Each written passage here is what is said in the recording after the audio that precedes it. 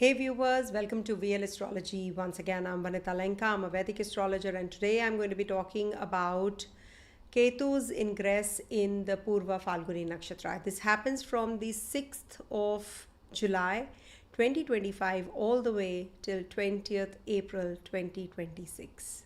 A long transit, an impactful transit, because from Sun's Nakshatra, because it moves in reverse, it's going to be transiting through Venus's Nakshatra. So this is about a very elaborate video. Of course, I'm going to be sharing with you all the insights on the Ketu's ingress here, and how is it linked to Sun and to Venus both. So whenever we talk about 1 second, let me just see if you can all hear me also. Okay. So now the thing is that when we talk about Ketu is one graha, or Rahu and Ketu are two grahas, or they are just one right opposite each other, as you know. So they are those kinds of grahas when they will be not giving the result of anything of their own. They will be giving the result of the sign they are in, or they are transiting through a particular nakshatra, that ruler. So here they have to give the result where they are posited. So Rahu will be giving the result of Saturn also, and the nakshatra, like it's now in Jupiter's nakshatra and forming an exchange with Jupiter also when I'm making this video with Jupiter's nakshatra and Ardhara and Purva. So now what we have to talk about is Rahu is not changing nakshatra, only Ketu is. Ketu and Rahu will be opposite the Navamsa positions, but they will be in different nakshatras. Okay, so now Ketu from Sun's Nakshatra, it's going to be in PurvaPhalguni, which is ruled by Venus, because it moves in reverse. Now you will be getting confused as to why I'm talking about this Nakshatra, this transition which is happening. The dates are different than the other channels. Why? Because this is, I think I'm the first one to make this video, by the way, but yeah, it's because I use the true nodes. True nodes basically decide as to what exactly is the actual position of the Rahu and the Ketu. Also, you must understand that when we talk about Rahu Ketu, they actually get retrograde and direct also. In retrogression, that's a very usual position of their movement. But their erratic movement is when they turn direct. Like other grahas who are categorized as direct moving planets, they turn retrograde. That is an erratic movement. That's not the usual movement. So when we talk about Rahu Ketu, they do get direct also, and that is how it is very important to use true nodes. Just a brief background, because people who want to understand why I'm using these dates and why am I talking about this, so I just wanted to share with you this also, that this particular transit is going to be in the from the 6th of July and not from the other date as compared to the mean nodes. So I don't want to share the dates of mean nodes. And what exactly is this transit about, I will be sharing. And also I will be sharing with you the transit positions of Surya. Please make a note of that. And Venus also, because their transition, their movement plays a very important role. Okay, because the transit of Rahu and Ketu depends on where the planets they are sitting in moving. So if Venus, suppose right now, is in Taurus, when this Ketu is going to be in the sign, in the nakshatra of Venus, so it is going to be playing out the role of Taurus as well. How far is Taurus and Leo? What is their combination? So from time to time, I will be sharing with you my insights when Venus is transiting through the other signs, will be changing signs and will be moving into Gemini. So the theme changes. Ketu will start behaving that way. So you need to see the Navamsa positions. That will be more effective. If you want to talk about Rahu and Ketu, they'll be right opposite in the Navamsa also. Like this Ketu will be in Scorpio Navamsa and Rahu will be in Taurus Navamsa when this Navamsa position changes from the 6th of July. Again, it's a very important one. So you need to check in your chart, where is your Venus to start with. Are you in the dasha of Venus? Then this Ketu's transiting through the nakshatra of Venus is going to play out a very important role. This is going to be very thematic. So you need to make a note. The dasha is the topmost priority to check. ascendant we see the moon, but when we talk about the dasha, it will play out the maximum impact on your life, because that's your current state of mind, that's your current situation. So you must not ignore dasha. So if you're in the dasha of Ketu, Surya, Venus, definitely this is going to be more impactful. That is why I always say check the position of the dasha lord, where it is moving, it's in transit also, where is it in your natal chart also, and see from there, make that your lagna and see where the planets are. Anyhow, I keep talking about that every time.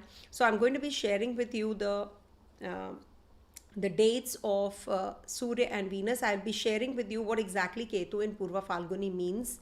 And let me start sharing with you the screen. Okay, 1 second. I hope it is sharing. Okay. Yeah.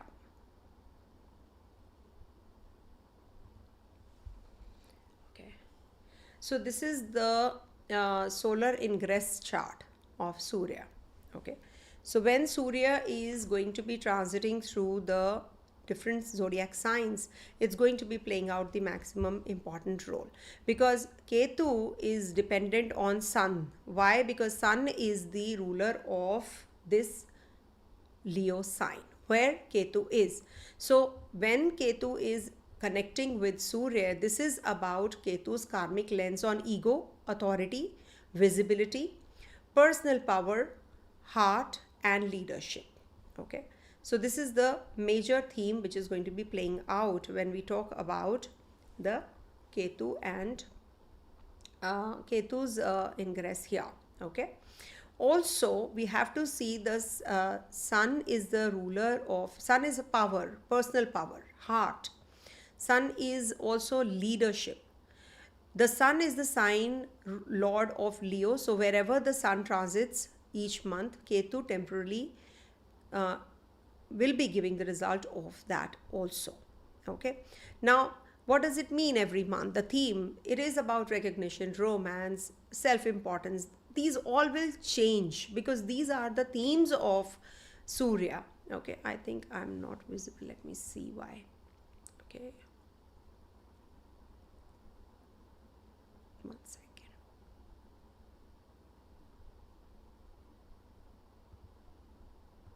Okay, I think that's what I was wondering, why I'm not visible. Okay.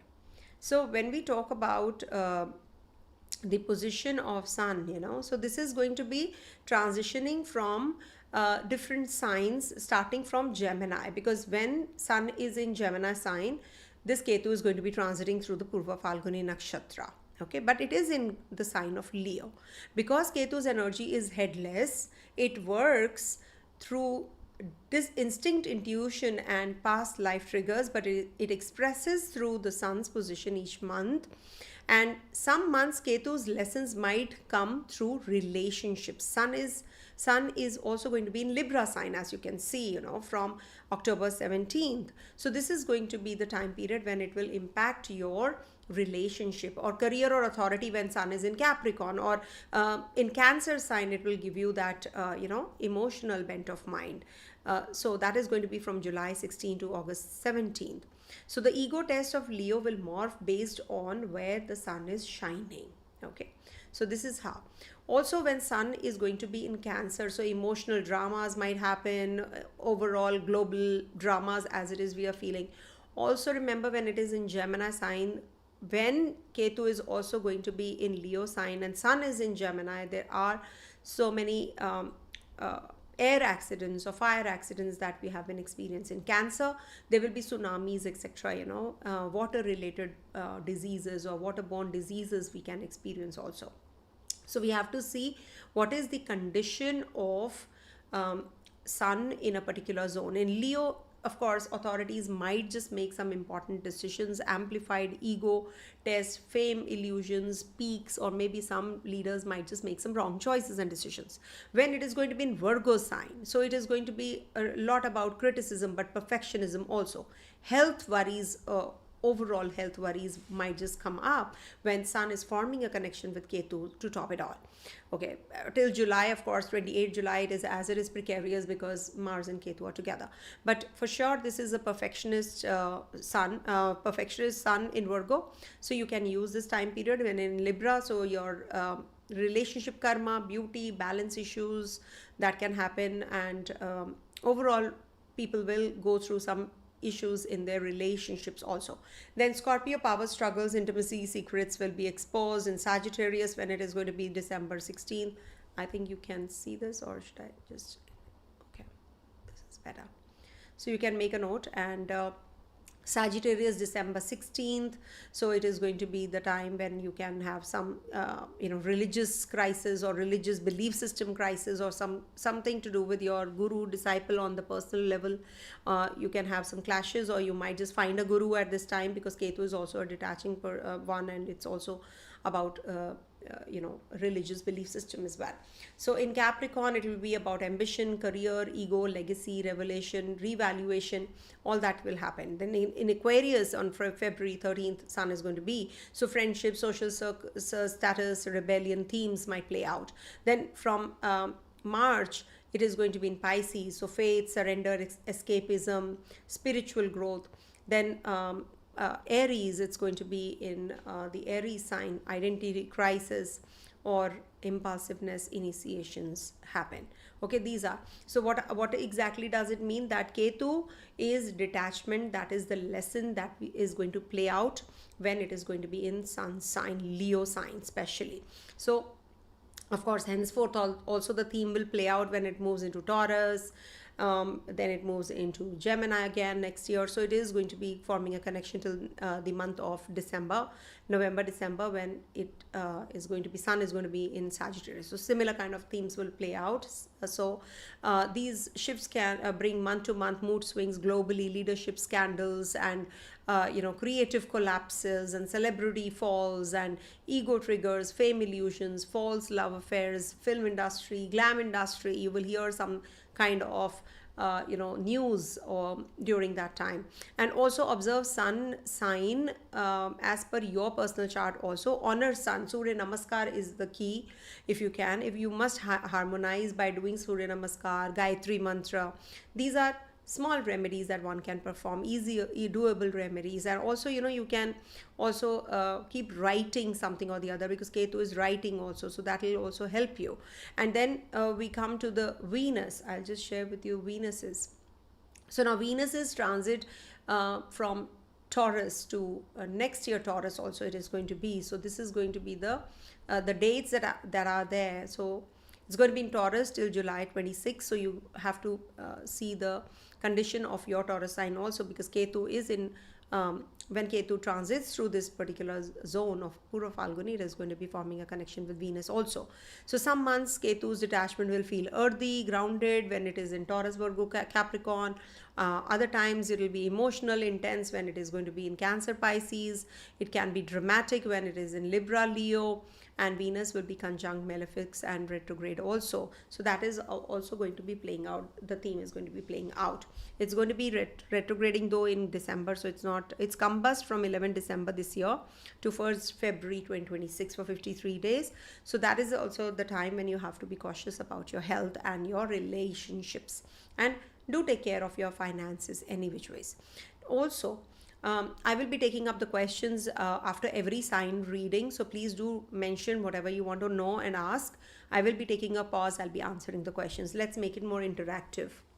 Also, Venus to start with will be in Gemini, in Taurus. So that's a very earthy energy. It is going to be giving you some, some kind of thought that simplify, sanctify, or Venus bloom in silence, work behind the scene. This is about losing love. It's about losing the wrong things or which are unreal. So Ketu will tell you what is real love. That is what redefining love, luxury. Ketu's gaze on Venetian grounds. It's like that. Okay. Also, when Ketu is in PurvaPhalguni-Nakshatra, that is when, Ketu will be from 6th of July, 2025 to 20th of April, 2026. And also this is the nakshatra of union, creation, attraction, legacy. Ketu's nature is headless. It's going to be detached, liberating, karmic, untangler. And what is the symbol of this? I forgot to tell you that first. So, what is the symbol of this Purva Falguni? That is the front legs of the bed, marriage couch, or stage of life. Ketu in Venus's nakshatra asks, are you chasing beauty or are you becoming beauty? That is the theme of this transit. Okay. So, as it is, in Veda Puranas also, Shukra is the son of Bhrigu Rishi. He's having a lot of knowledge, immense knowledge, and is considered to be the preceptor, a guru of the asuras, that is the demons. So he actually teaches us the path of beauty, attraction, art, pleasure, how you can master the emotional, mastery on emotions, not by renunciation but by embracing and transcending desire. So when Purva Falguni, which is ruled by Venus, is about joy, pleasure, creativity, romance, progeny, it's about social popularity, it's the nakshatra of marriage. So this is going to be the when Ketu goes here, it will be bringing about spiritual detachment, and pleasures that once seduced begin to sour. So love becomes introspective, fame becomes to feel hollow. So you will be chasing on the the right path, I would say, not the superficial path. You will be taking a right path, and you'll be doing things which you really, you never felt. Dissolution, detachment, past life residue, that is something which is going to take place. Their energies oppose each other, remember Ketu is tamed by Venus only, isn't it? Why? Because Venus is their guru, the preceptor. So he is going to be taming the energies of this Ketu. Okay, so these energies will be opposing energies. So they create paradoxical beauty, but detached attraction, mystical aesthetics, sudden endings in love. Okay, I'll be coming to the global readings also, what exactly is coming our way. And also remember that there are two signs Venus rules, and Ketu is in Leo, third from Libra. So this is about effort, creativity, and communication. Ketu's influence. So see, this is something that I wanted to share with you. I wanted to write over here this. I hope I can. Let me try. Yeah. I hope you can see. So Libra is, one sec.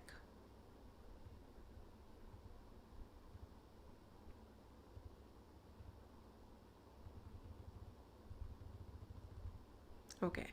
So Libra is third from Leo. Okay, third from Leo. Got it? Okay. Now, when we talk about why Libra, because Libra is actually the second house of Venus. So the sign is balance, charm, compromise is third house from Ketu. So effort, creativity, communication, that is the house. So Ketu's influence will make you all your efforts will be internalized, okay, because it's the third house. No, also you may communicate less to impress or maybe express spiritually.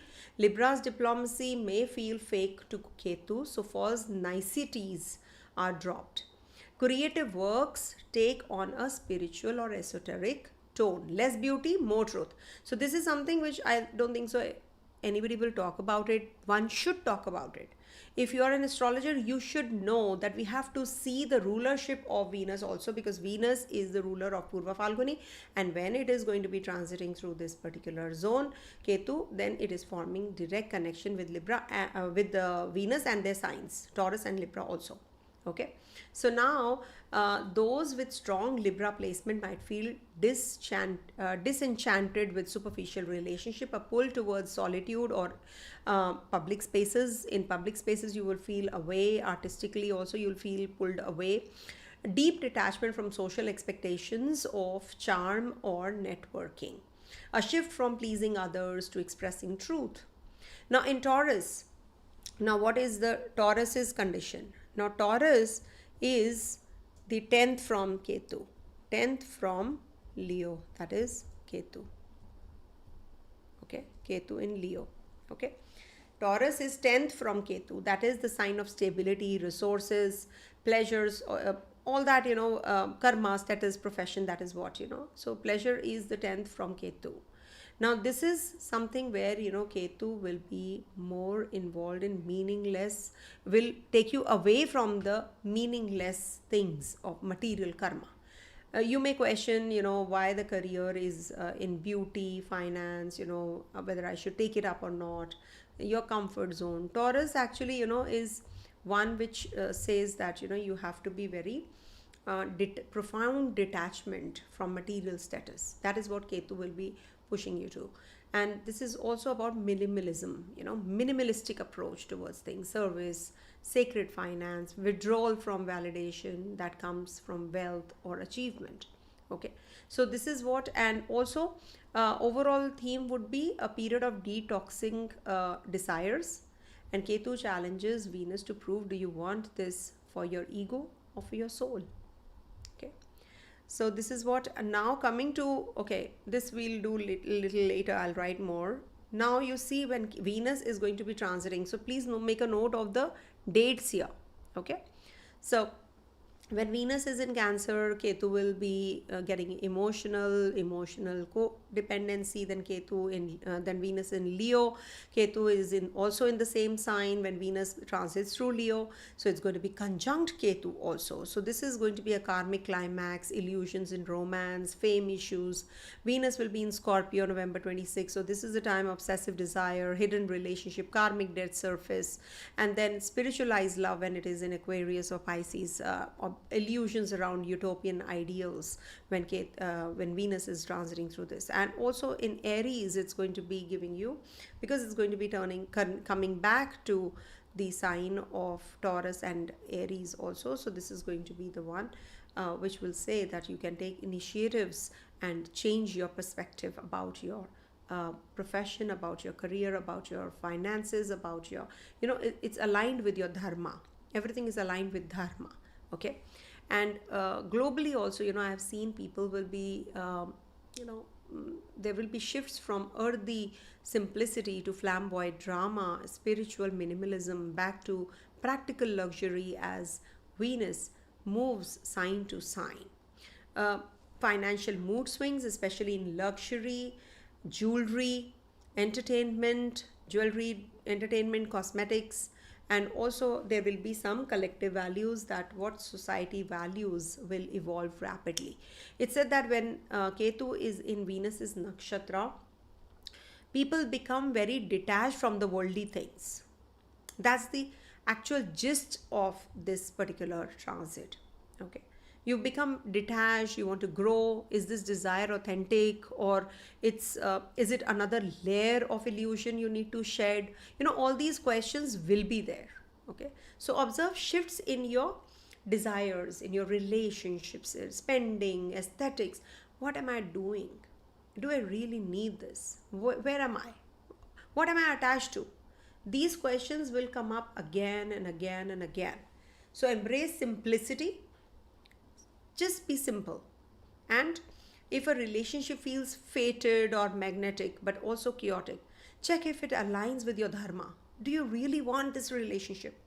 Do you really want to make because Venus is Taurus and Libra ruler. Taurus is food, family, finance. Libra is relationships. So you need to analyze yourself. And Ketu is in the Leo sign, as it is a sign of relationship, children. So creativity. So you need to see how you are, where you are, which domain you really want to be. So this is something which you will be actually working on. So worship Durga. Okay, let me now write here that I'm giving you the remedies. Okay, now these are the remedies.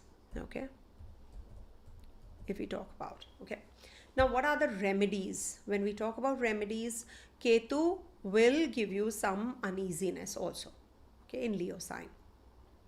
So it means that you have to have peace. So to make peace with the situation, whatever you are, worship Durga or Mahalakshmi in her detached forms like Dhumavati or Matangi. That is you can find on the internet. You can just look for it, you will find it. So fast on Fridays to avoid vanity practices that feel ego driven. Okay, and also I will give you the remedies also. Then spend more time creating art or value without sharing it. Let it be for self evolution. Okay, so maybe somebody likes to paint, somebody likes to draw, somebody likes to sing, somebody wants to dance, but you should actually have that it can evolve you. Do whatever your with your passion, then you will start getting the results, good results. Okay, and you can also recite Om Ketave Namaha. This is one chant which you should do, especially on Saturdays and Tuesdays, for 108 times. If you can't recite it, simply just say thank you Ketu, thank you Ketu, thank you Ketu. Okay, whichever way you want to. Okay, we are just saying Om Ketave Namaha for that only. And you can visit a temple, that is Murugan temple. In South India we have Murugan temple, or you can worship Shiv Lingam. You can worship Shiv Lingam also. Visit a temple where there's a Shiv Lingam, and you will definitely feel better with this. Okay, with this type of a transit. Okay, now coming to the mundane predictions, that is global impacts. What I gave you, the global impacts, that was like from time to time it might change. So globally, this is going to be giving you fall from grace of celebrated figures, scandals, privacy withdrawals, sudden disappearances from limelight. You will see somebody who is very famous might just disappear, or maybe there is some kind of high profile breakups. We can see divorce, or maybe divorce rates in elite circles might increase, or you might just find somebody from the film industry or from the political background. They will be redefining their marriage. Okay, or they can be that marriage as an institution will be redefined. Okay, people will, as it is, are shifting their see, this is happening after 18 years. This transit is happening after 18 years. Okay, so this is going to bring about some major change. No, it has to. In Purva Falguni, 18 years ago this Ketu transited. So now with this particular transit, it will impact the fashion industry, beauty industry also. Shift away from overt sensuality to more minimalistic, spiritual, aesthetic, detoxifying desire becomes a trend. People are, as it is, becoming too spiritually inclined actually.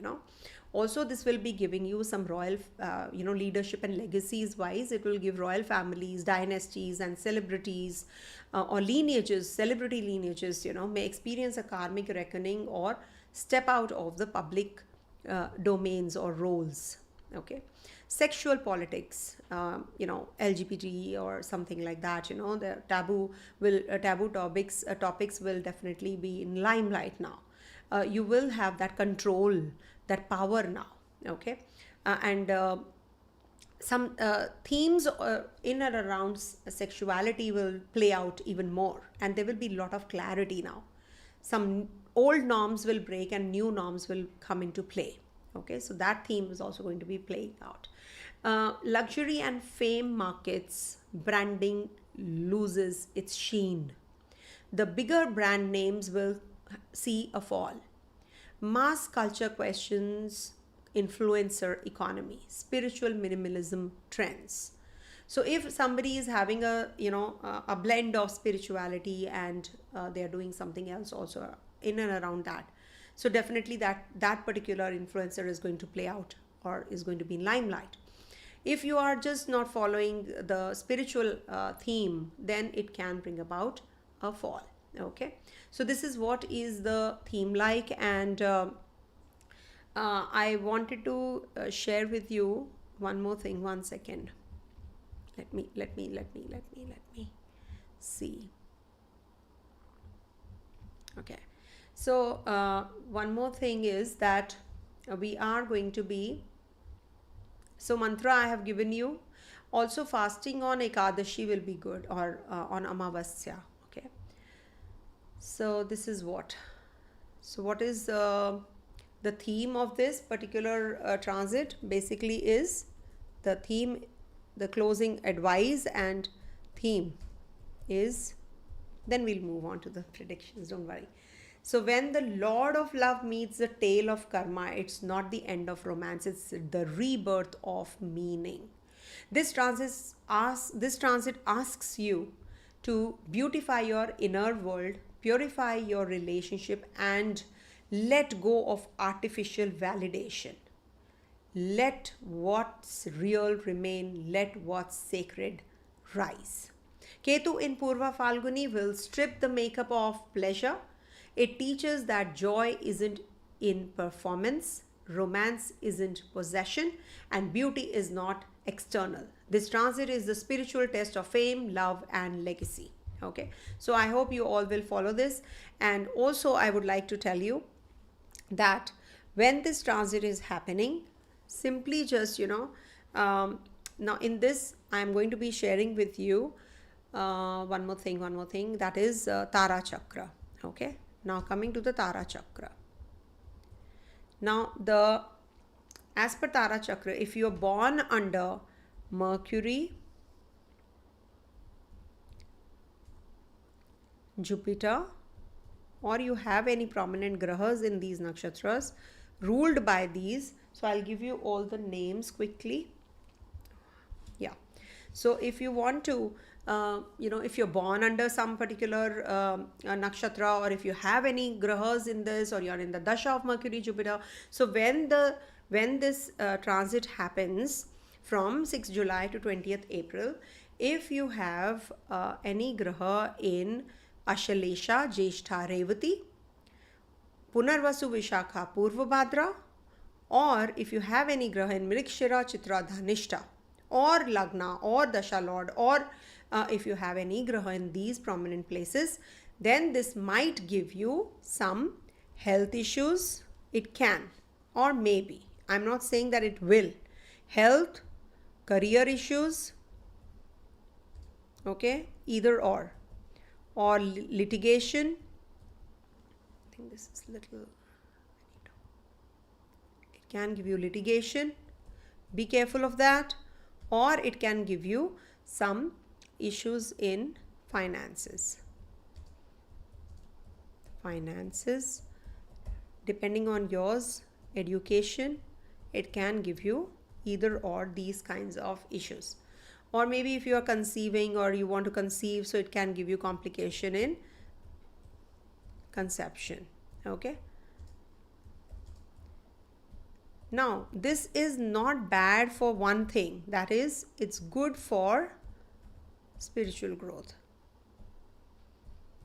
Okay, so don't think that it's bad only. For spiritual growth, always remember you have to go through the rough and then you find the peace. It's not that easy. Okay, also there are Navamsa positions now that I'm going to be sharing with you. When this particular transit happens, we have to see what all Navamsas are getting active. So the Navamsas that are getting active are Scorpio from 6th July to 23rd October, Libra, because it moves in reverse, from 23rd October to 2nd December 2025, Virgo from 2nd December 25 to 1st January 2026, and lastly in Leo Navamsa from 1st January 26 to 20th April 2026. So why I'm giving you Navamsa? You have to see it is like Ketu in these signs whenever it is transiting. So I'll be sharing with you the dates when I'm going to be doing this. So I'm going to be sharing the dates, okay, dates wise, okay, dates wise predictions I'll be giving you.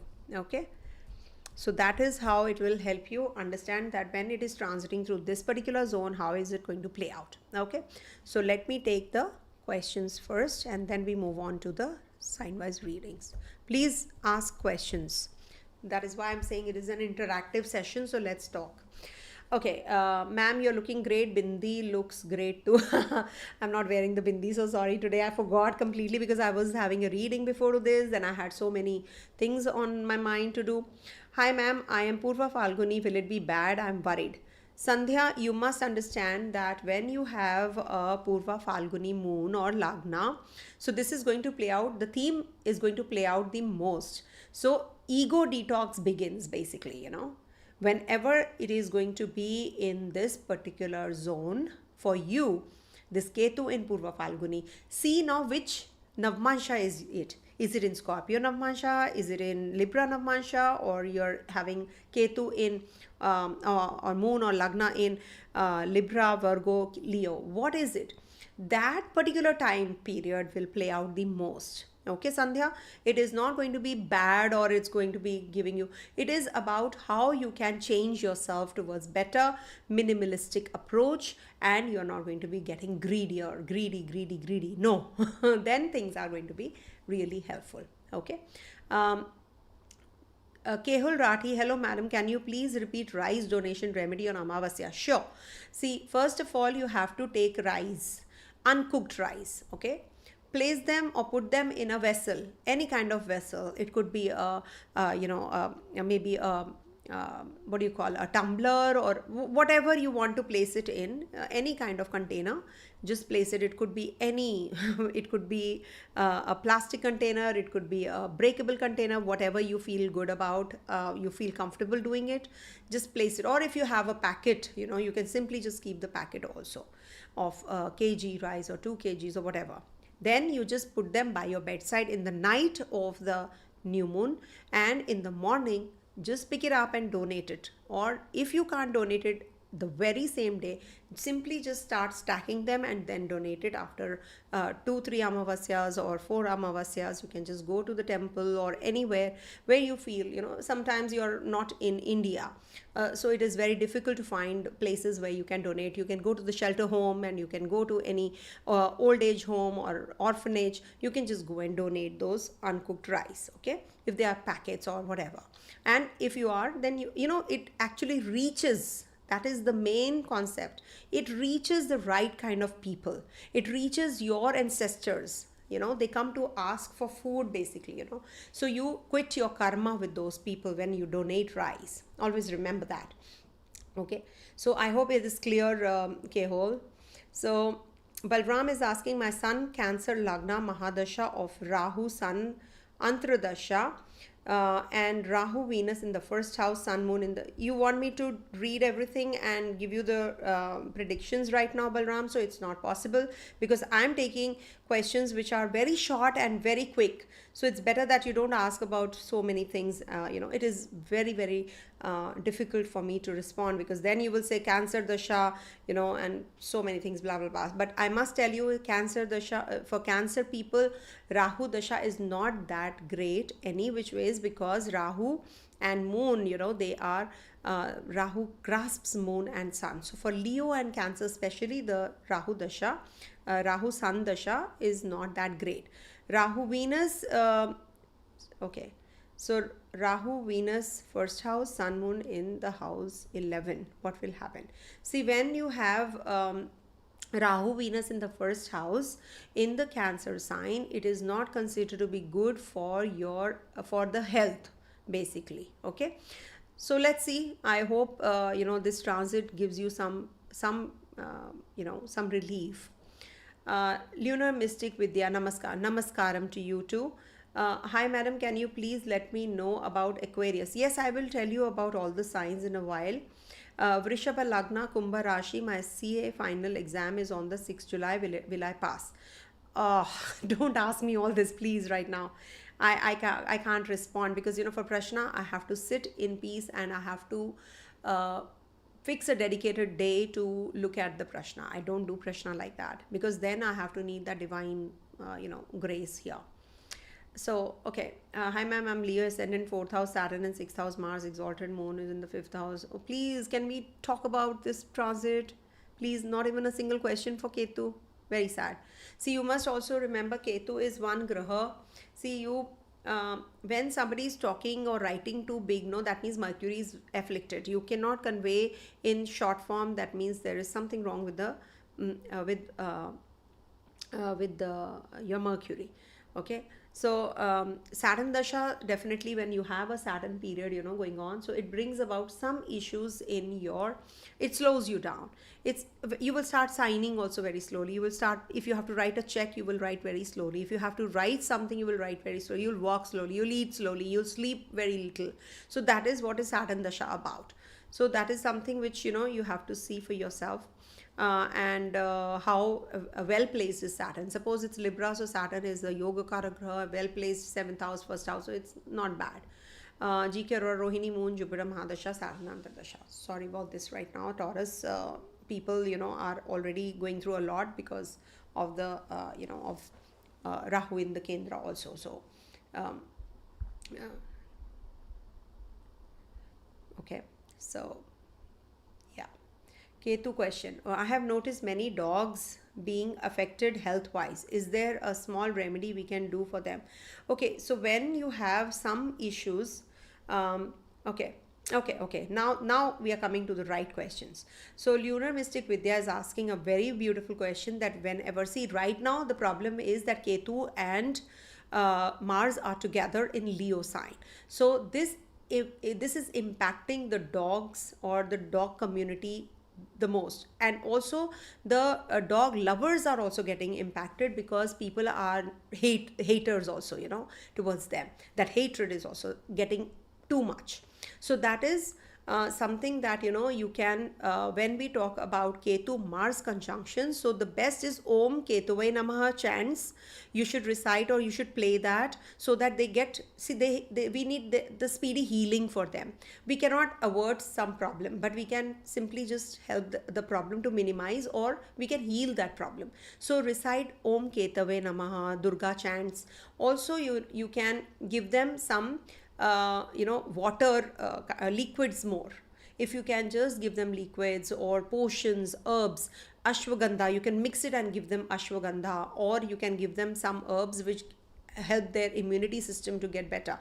It is something which anybody and everybody can do. Ashwagandha is for Ketu, so that is something I can guarantee that your dogs will definitely heal. Okay, health wise, yes, dogs are getting, because of this Mars Ketu is dogs, you know, so that is why.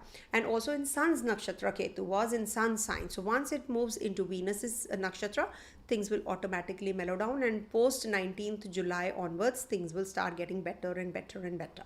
Okay, hello ma'am, kindly tell me, Ketu dasha necessarily spells doom? See Shelly, it is something which we should not generalize. Ketu is the foundation to our Venus dasha. Okay, always remember. You must always do as Ketu says for your, you know, you must do something about your, the thing that you're doing, you know, in Ketu. Remember that you are going to be reaping the results in Venus. Always remember, whenever there is a Ketu period, it is here to, you know, drain you, drill you, do everything which you feel is just going haywire. I'm not happy, this, that, blah, blah, blah. But don't dread Ketu. Please do not dread Ketu. Ketu will give you, ultimately Ketu will definitely give you that peace, that relaxation also. If at all you feel that Ketu is not giving me anything, forget it. It is not like that. Just write it off from your head completely, because Ketu is the foundation to a beautiful Venus. Whenever there is a dasha, there has to be a foundation. The Rome was not built in a day. Castles don't, you know, castles are not made in a day. Remember that. So we must not categorize it as the negative one. Okay, let's say Ketu over natal Venus or Saturn or Jupiter. Okay, so this is a separate video altogether. When Ketu is over, I have made this video. If you will just go back and watch, I have made this video when Ketu is in Leo sign and you have grahas in Leo, what will be the results. So to To be precise and brief and quick, one-liners, when Ketu is over Saturn, profession breaks or shifts. You need to change the place or change the job. When Ketu is over Mercury, you will definitely have problems in communication. You will break with someone or the other. When Ketu is with over Moon, your emotional anxiety, health issues definitely happen. You're traveling, you will have breaks in your journey. Sun, definitely troubles with your father life figures, or you will have some problems in government related jobs. If you have a Jupiter and Ketu is transiting over Jupiter, you will change your stream of learning. You might just be getting more wiser. Remember, you'll be getting wiser, and you'll be making some real positive decisions regards to your wisdom, your knowledge. You might just get very religious also, and it is not good for your kids. It's not good for your children. Maybe you're detaching away from your children also. When it is over your Venus, Ketu over Venus means you have to be more practical. You have to be more, not practical, I would say. You have to be more detached from your family or your your partner. It brings about the clarity, or maybe it brings a relationship break, and then you will realize that good that this relationship broke. If Venus is over your if Ketu is over your, which one is left, Mars. If Ketu is over Mars, this is not good for your health. It might just bring loss of blood. It might just be bringing about some surgical process, some heaty, or some kind of fevers. So this is something which Ketu Mars combination does, or you cut yourself, or there is some kind of blood loss, any which ways. Then Ketu over Ketu. Ketu over Ketu is going to be bringing about a lot of anxiety. First of all, you might just start something from the scratch. You have to start afresh. Then Ketu will give you some kind of changes in your life, in spiritual belief system. You will definitely become, as if ego detox is happening. You will have to leave something and then start afresh. Also, Ketu over Rahu, it's like a full cycle. So you will become materialistically spiritual and spiritually materialistic. You will get all those options also. It is like a completion. So it might just be bringing about that tug of war in your head, what to do, what not to do. So depends where your Ketu Rahu are, then it will definitely be, the theme would be the sign. Okay. I hope I answered all the questions. Illusion. Rahu is illusion. Definitely it's an illusion, because he is showing you, if Rahu is not there, how will you live how will you survive? Basically, Rahu is the entry to this world. This is a Maya. This is a world of illusions. This is not the actual world. Remember, there is a parallel world going on over there. Also, it is illusion, confusion, deviation, how the snake does. Snake, you've seen the snake, right? It sniggles and wriggles, and it doesn't walk straight. It doesn't sniggle straight. So until and unless you go zigzag, means you don't check the good and the bad, how will you enjoy the good? Okay, so Rahu says you have to go through the bad as well as the good to now understand what is the best for you. That is Ketu. Okay, that is the exit, because you get to know about it. Okay, that's the exit. Okay, so if you want to really know about the Rahu Ketu energies, I have mentioned in my community post, 2 posts are there, or based on Rahu and Ketu. Very small post, but that's the gist of Rahu Ketu. Please do watch, please do go and read that. Okay, now enough for today. Let's start with the readings of 12 signs. Okay, let me, okay, so as you all know, this is the based on ascendant, moon, or dasha sign. Okay, or dasha. Okay,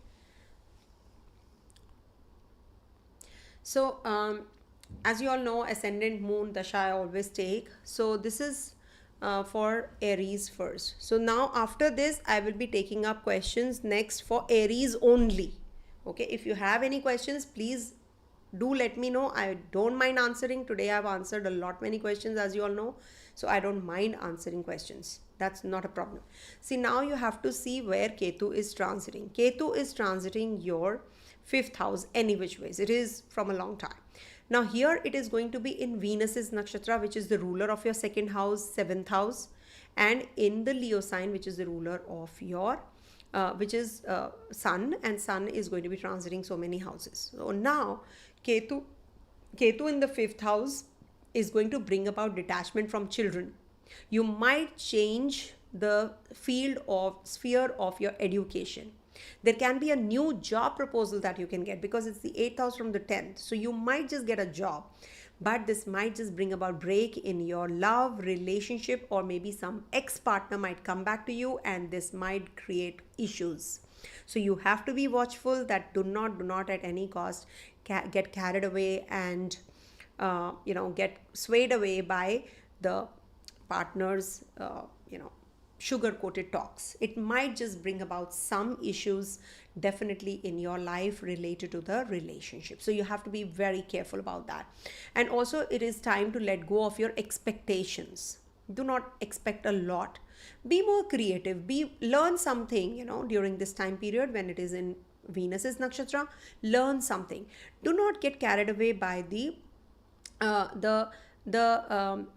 don't get carried away by the superficial world, that, oh yes, I can do this, I can simply just maybe buy something which is minimalistic. Be minimalistic. You have to start a business, you start from scratch, small. Ketu is a small child, a baby, a needle also. We see Ketu is needle also. So when Ketu is in Purva Falguni, in trine to the Dharma Trikona, you must follow the path of Dharma. In making money, in relationship, you must actually follow the path of Dharma. Then things will start getting forward and getting better also. And you must actually, there can be some romantic drama, or it can be a child loss, or child loss means it can bring about some blood loss because of the during the childbirth or surgical process, especially till the 28th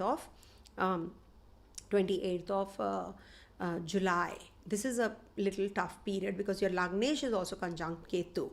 So the more spiritual you get, the more religious you get, the better things will be.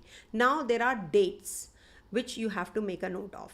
6th July to 23rd October 2025, you have to be really careful about your health. This can bring about some issues in your relationship. Something very important may reveal that can change your life. This is a very transformative energy. There is something hidden or hidden agenda. Somebody is conspiring against you. You have to be cautious. But you might get a lot of money also during this time, which you never expected. Maybe you had given some money to someone, you just get it back. So that kind of a situation. But you have to really use this money in good karma, not in the adharma, or we follow the path of the shorter route and not ethical means that we adopt. So that is something Ketu doesn't like. So you have to, by any which ways, by all means, you have to be cautious about that, because there will be opportunity which will say, let's go and do it easy way. Okay, so that is something you have to be cautious. 23rd October to 2nd December. Now this is the time you have to be careful in your relationship. See, Ketu says, I'm warning you, don't do it. Follow the right path.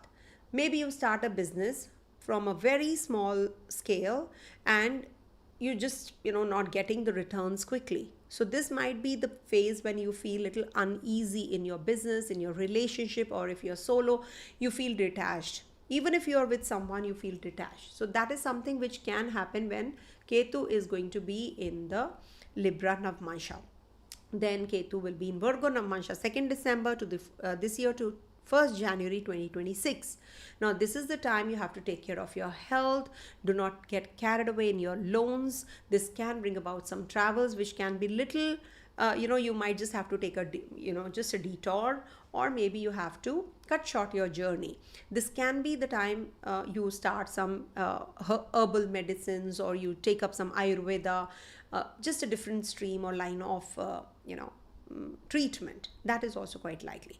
Then lastly, from 1st January to 20th April, this can bring about some issues in your family, regards to your children, regards to your relationship. It can bring about some issues in your interpersonal relationships also. You might just change or switch from one job to another, or change the stream of your um, education also. Okay, this might bring about some friends who might just backstab you. You did not expect that. Okay, so be cautious about these dates, and you are good to go. Now coming to the questions. Aries, Saturn retro natal 9th house, and now it is 12th house. Yes, it is turning retrograde, Saturn, okay, in the natal 9th house. Okay, and now it's in 12th transit. Yes, it's in the 12th house. On the 13th July it goes retro. Yes, so you see, when Saturn turns retrograde, it is definitely for Aries a good transit. I will be making a separate video, but now that you have asked, for Aries natives, Saturn retrogression is going to be much better for from the 12th house to the 11th house. It is fulfillment of desires also. Okay, so don't worry, everything is going to be fine.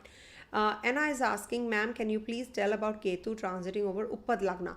Ketu over Uppad Lagna is not considered to be good for relationship. It can bring about some issues that you have to deal with. It is very karmic. It's a very karmic transit. Remember, all the grahas are karmic. I always say that don't just say that Rahu Ketu are only karmic. No. It's just that we actually, have categorized only Rahu Ketu as karmic, because all the grahas are in, the Kal Sarpa happens because of Rahu Ketu axis. So that is why we call this axis as a karmic axis. But remember, all the grahas, Mercury is for education, for communication, Jupiter for learning, for Sun, we have, we have to deal with the authorities, government, father, ego, heart, all that. So all the grahas are here to do something or the other. Venus is vehicles, beauty. So when Ketu is over your Uppad Lagna, it is about your relationship. It can bring about some, I would say get detached. It just detaches you from that particular zone. Okay, so maybe you will learn your lesson, maybe the hard way, but you will, and then comes the good time. Okay. Thank you so much if I could answer. So now coming to the next one, that is Taurus.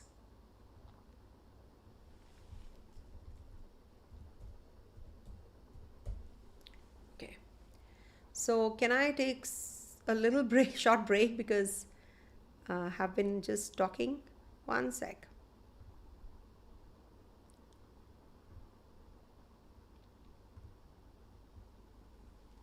I'll just have some water and be back.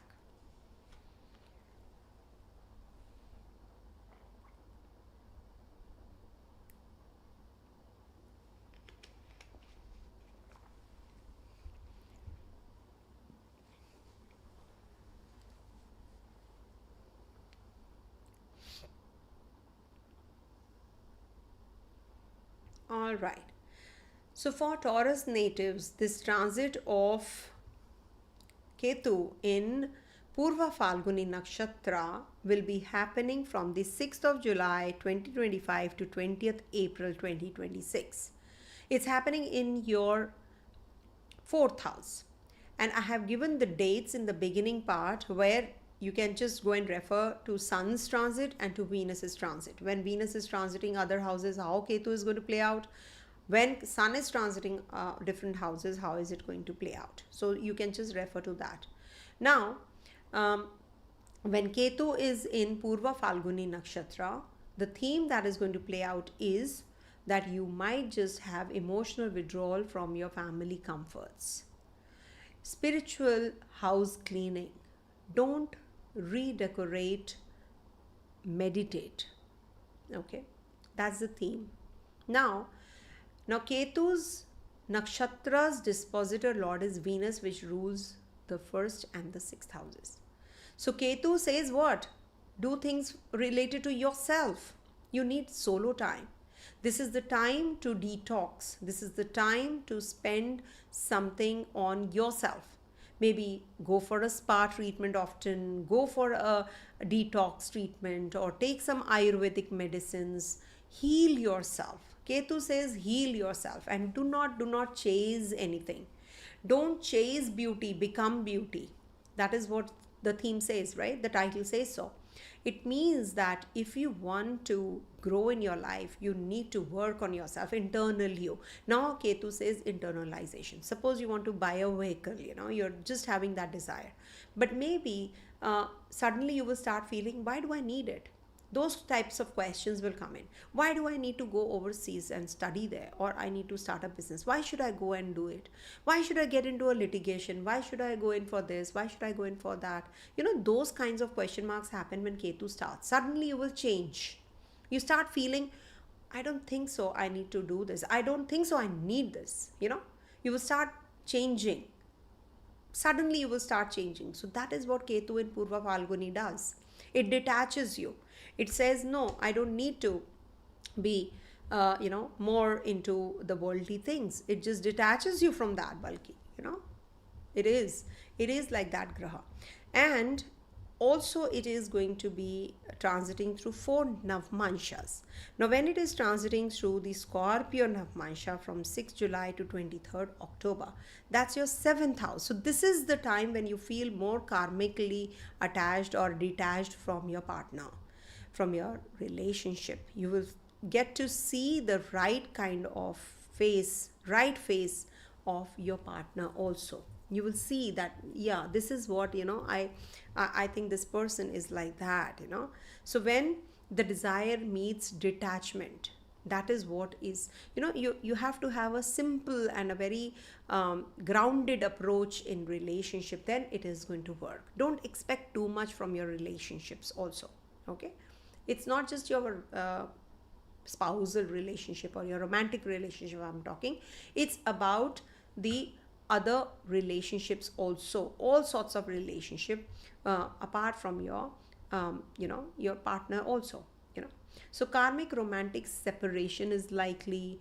Non-attached love becomes the lesson of life. So all these will be definitely playing out the maximum important role, okay?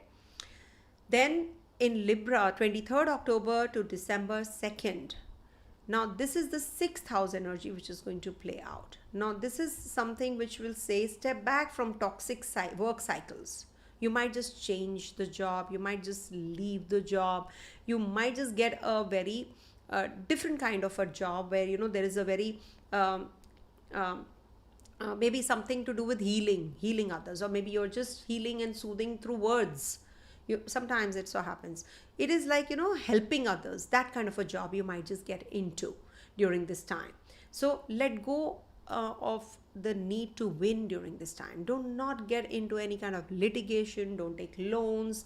Follow the minimalistic approach. That's the best thing to do, okay? So this is what the theme would also be when Ketu is transiting your 6th house Navamsa. Also travels might become little cumbersome, or there is a break journey, or you're just not able to come out of the health issue that you're dealing with. So follow the Ayurvedic diet. That will help you, okay? And detox, beauty detox. Ketu dissolves old desires. Then 2nd December 25 to 1st January 2025. Now this is the time when you will feel that you're getting detached from your children, or maybe with your partner. Romantic drama can happen. You might just have some creativity which you can't control also. You want to get involved in some creative pursuits. So that is good. If you can follow it, all the more better for you. You might just have divine unions or detachments. That is something which, when Venus and Ketu are going to be crossing, Venus debilitates in Virgo sign. So you cannot be analytical, when Ketu is in the Virgo Navamsa. So it is just saying it's an opposite sign basically. So you feel that, you are asked to talk about money, wealth, and the earth trikona gets active. So you need to focus more on Ayurveda, agriculture, or you can also become very spiritual in your relationship with your children, with your partner, with your guru. You can connect with someone. So this is a good time for doing so. Maybe your friends will teach you, okay, but it is not good for your relationship any which ways, okay? Lastly, 1st January to 20th April 2026 is the time when you experience some kind of emotional withdrawal from the family comforts. or maybe you're asked to leave your country, or you're planning to go to some other place. That kind of journey you are going to be taking up when Ketu is going to be in your 4th house Navamsa. This can bring about some change or deviation from the education path also. You might just be following a particular subject and then you change and you want to do something else. So this is the time to let go of expectations and don't get into too much of redoing your place, refurbishing, etc. Don't spend too much of money on these areas. Okay, it'll help you. Just take it easy. Then this is it, I think. Yeah, and I've given the remedies in the beginning part. Please, I cannot give the remedies again and again. I hope you understand that. Okay, coming to the next one, that is Gemini. So any questions? First tell me, do you have any questions? Ma'am, little insight on Rahu over natal Rahu and Ketu over natal Ketu. That's if I start talking about this, it's going to be a very long topic. It cannot be just one thing, cannot. Rahu over Rahu is going to be like, completion of the material, like you become greedy when Rahu is over Rahu. Ketu over Ketu is like you become totally isolated from the world. You are totally detached. Okay, so that's what. Sun, Venus, Mars behind Sun. Any thoughts? Yeah. Yes. 8th January. Let me see. In Sagittarius, is it? It's going to be in Sagittarius. January Sun is in Sagittarius, right? So, one second. Let me see. Venus is going to be in Sagittarius only. Yeah, it's going to be in Sagittarius. Yeah. So when this conjunction happens, Mars is also there, no? Let me check Mars. Mars is going to be in, yeah, it's for a couple of days, I think it's going to be. So yeah, it's Sun, Venus, Mars after all. So Sun is authorities, government, politicians. Venus is some female counterparts or maybe, some celebrity. Mars is destruction. So there can be some news of somebody's passing at that time, some political figure or some some kind of film industry, glam industry world, something happens. Or it can also bring about some major accident during this time, car accident, because Ketu, Venus and Mars are cars, also automobiles. So something like that can happen. And it's in Sagittarius sign, so it could be something to do with religion, something to do with the political touch base also. Something like that can happen. Yeah. So yeah, so that's what, like there are so many things. Like just now, if you ask me outrightly, there are so many things which can be, the good thing that can happen is some new something new which is going to start, something especially the gender based. It is going to be really different, and also Sun, Mercury, Sun, Mars and Venus is a combination for medical stream. So maybe some breakthroughs in medicine also, because it's a sign of growth. So it could be that there is some breakthrough in and around that time. And Magha Nakshatra, so definitely it is going to be humongous, something very divine, something very royal also. So that is something, maybe, we get to get some breakthroughs in our medical stream. Some new medicine might just come in. So Magha is also that, so could be. Okay. So depends what exactly is health issues. Definitely we can say, okay, Isha Tandon, Rahu transit over Jupiter, 8th house. Yeah, just don't worry. Things will get better for Kark Lagna. Things are getting better and better. Don't worry. So coming to the next one, we were on, I forgot. One second. Yeah, we are on Gemini. So any questions about Gemini, please ask towards the end of the readings. So for Gemini natives, this transit of Ketu is going to be in your 3rd house, and it is going to be in PurvaPhalguni Nakshatra. I've given the remedies, dates, everything in the beginning of Venus and Sun transits.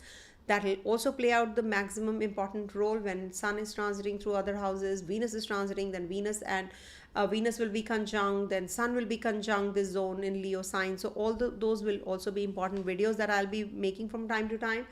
But to start with, let's start with the baby steps. So this is something which is going to be when Venus and Ketu is going to be in Venus's nakshatra in the third house. See, third house is the house of siblings.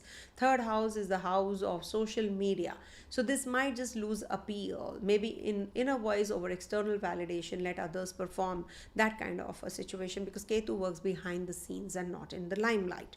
So you might not get a limelight, you feel uneasy. So you need to change your way of working and change the way of looking at things now. Do unconditionally for others sometimes. It will really help you grow yourself, okay? And Venus is the ruler of your 12th house. So you must actually do something related to healing others any which ways, okay? Is the house or sign of,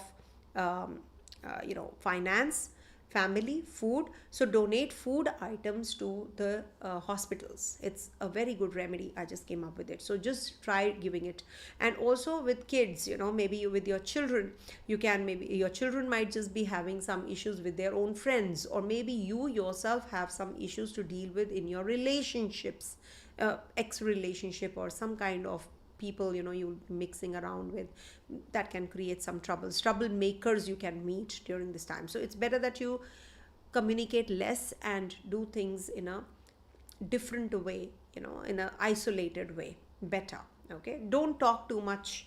If you are at a stature, you work in silence, you don't have to show it off.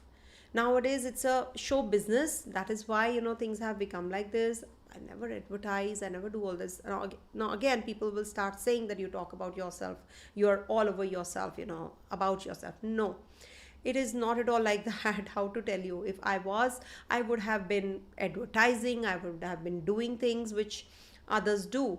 I don't do it that way. I do for giving back to the community. So if you give back to the community, it definitely comes back to you. So what I'm getting back is the knowledge.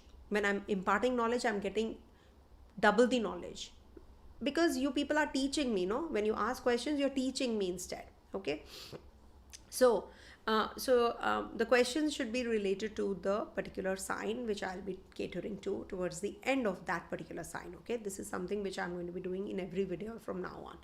Now this Ketu will be transiting through 4 Navamsa. So the whole period cannot be the same from 6 July 25 to 20th April 2026. It cannot be, right? So we have divided into 4 parts. So 6 July to 23rd of October. Now this is the time when you have to be little careful about your job. Maybe you feel that you don't want this. Just step back from the toxic work cycles. This is not the time to take up any kind of loan or you get into any kind of litigation. It's better that you just heal yourself and heal others.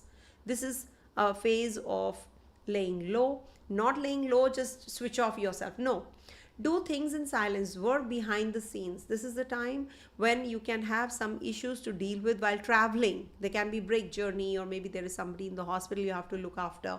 So you will be feeling a little uneasy. Take care of your health, not just medical, but also your heal your inner you. There's some wound that you need, takes some time to heal also, okay?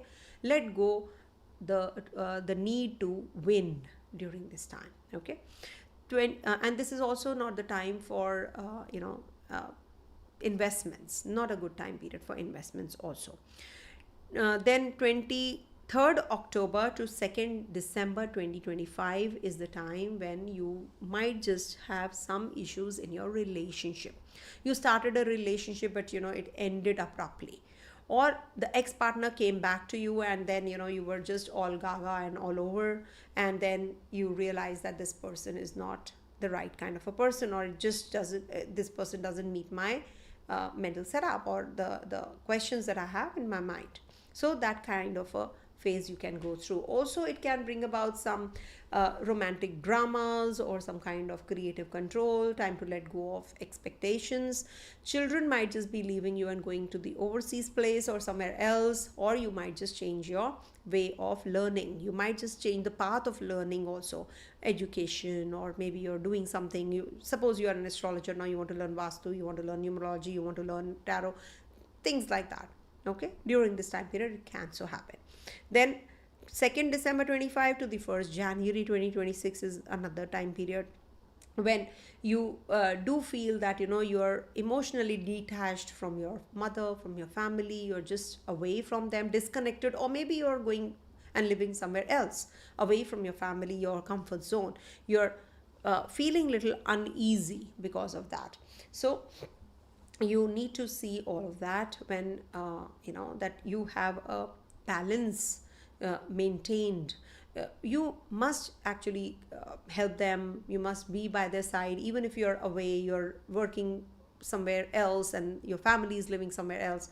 So you have to be by their side during this time. They need your support, suppose. Okay, so you need to be by their side. It's Ketu energy. You are not detached completely from you're not disconnected. You're away, but you're not disconnected. That kind of a feeling.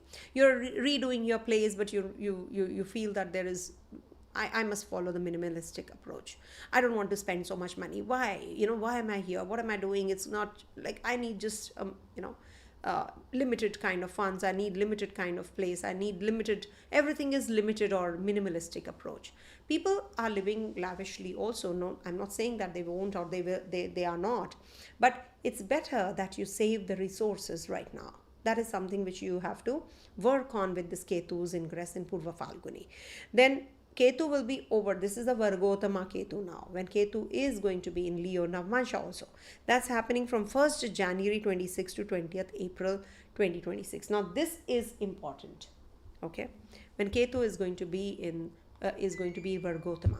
Now when Ketu is in your 3rd house, you might just have some rift or some kind of detachment with your siblings. Siblings might go overseas. They might just get married, or they are just having some business that they are going to be starting and they lose some money. So you have to support them, but you don't feel like that kind of a situation can also come up. And also communication is very minimal. You're just not wanting the external validation. You're happy with yourself. You don't want to connect with others. Less communication, less talk, less kind of, everything is very less and little and bare minimum when Ketu we talk about. So Ketu is bare minimum. Okay. And do go through the posts that I have given on Rahu and Ketu in my community, or the post that is there, on my channel. So you will know the gist of Rahu and Ketu. If I find it, I will read it out to you guys, because I don't remember what exactly I said. But it definitely is a beautiful post. 2 posts I've mentioned, very good posts. Okay, so I just was randomly thinking about Rahu and Ketu, and I just wrote them, and it was like, oh wow, this is what happens when you are connected to the divine. At that time only I do the prashna.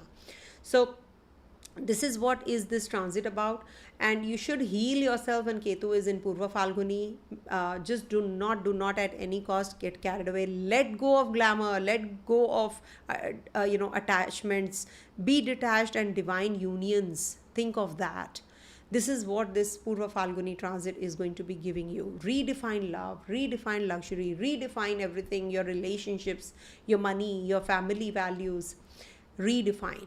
Okay, and stick to the bare minimum approach. Okay, so now coming to the questions, if you have any. 1 second, let me just erase this so that we can talk of something important if you have, and it's better if you have something related to the questions, to the sign.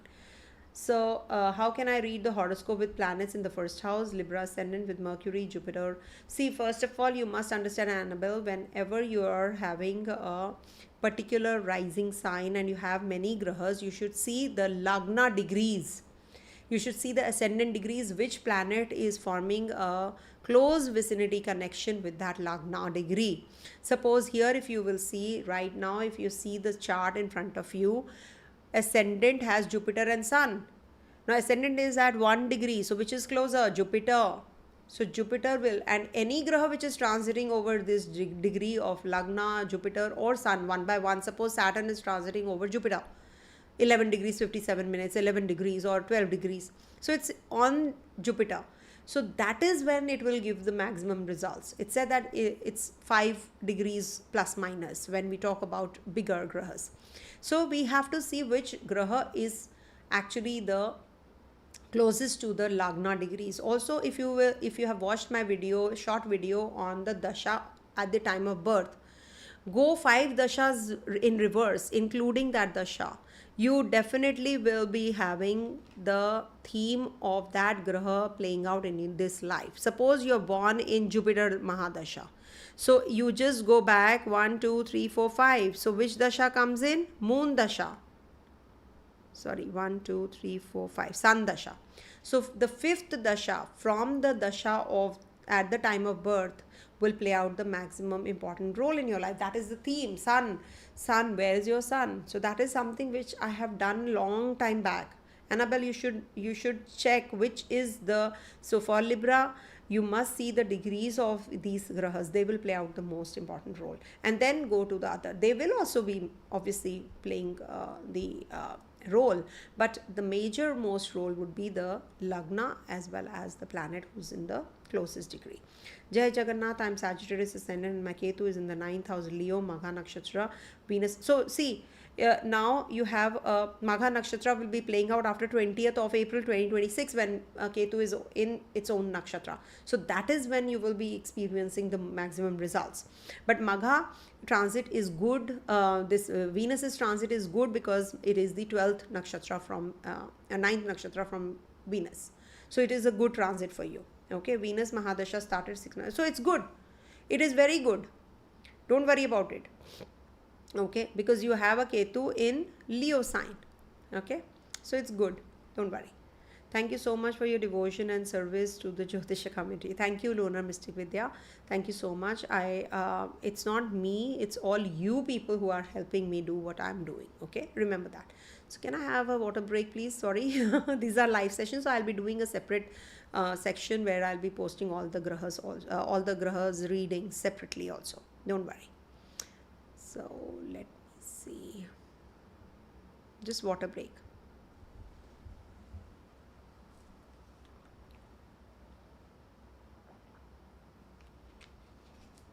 Okay, I got a question from someone for Gemini. Okay, quickly, huh? Pavneet is saying, I am, okay, I hope you can see me.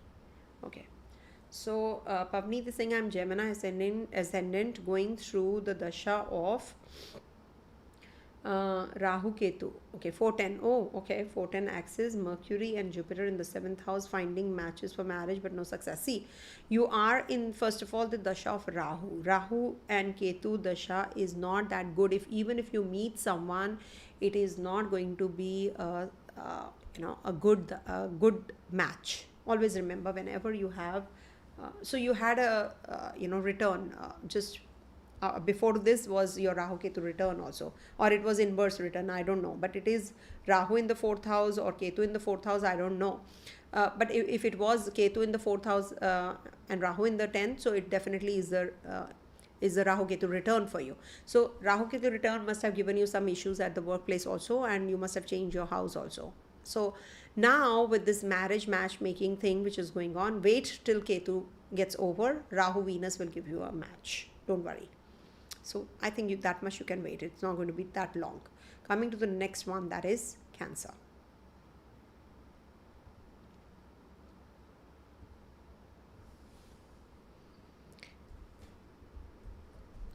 So that's what I said.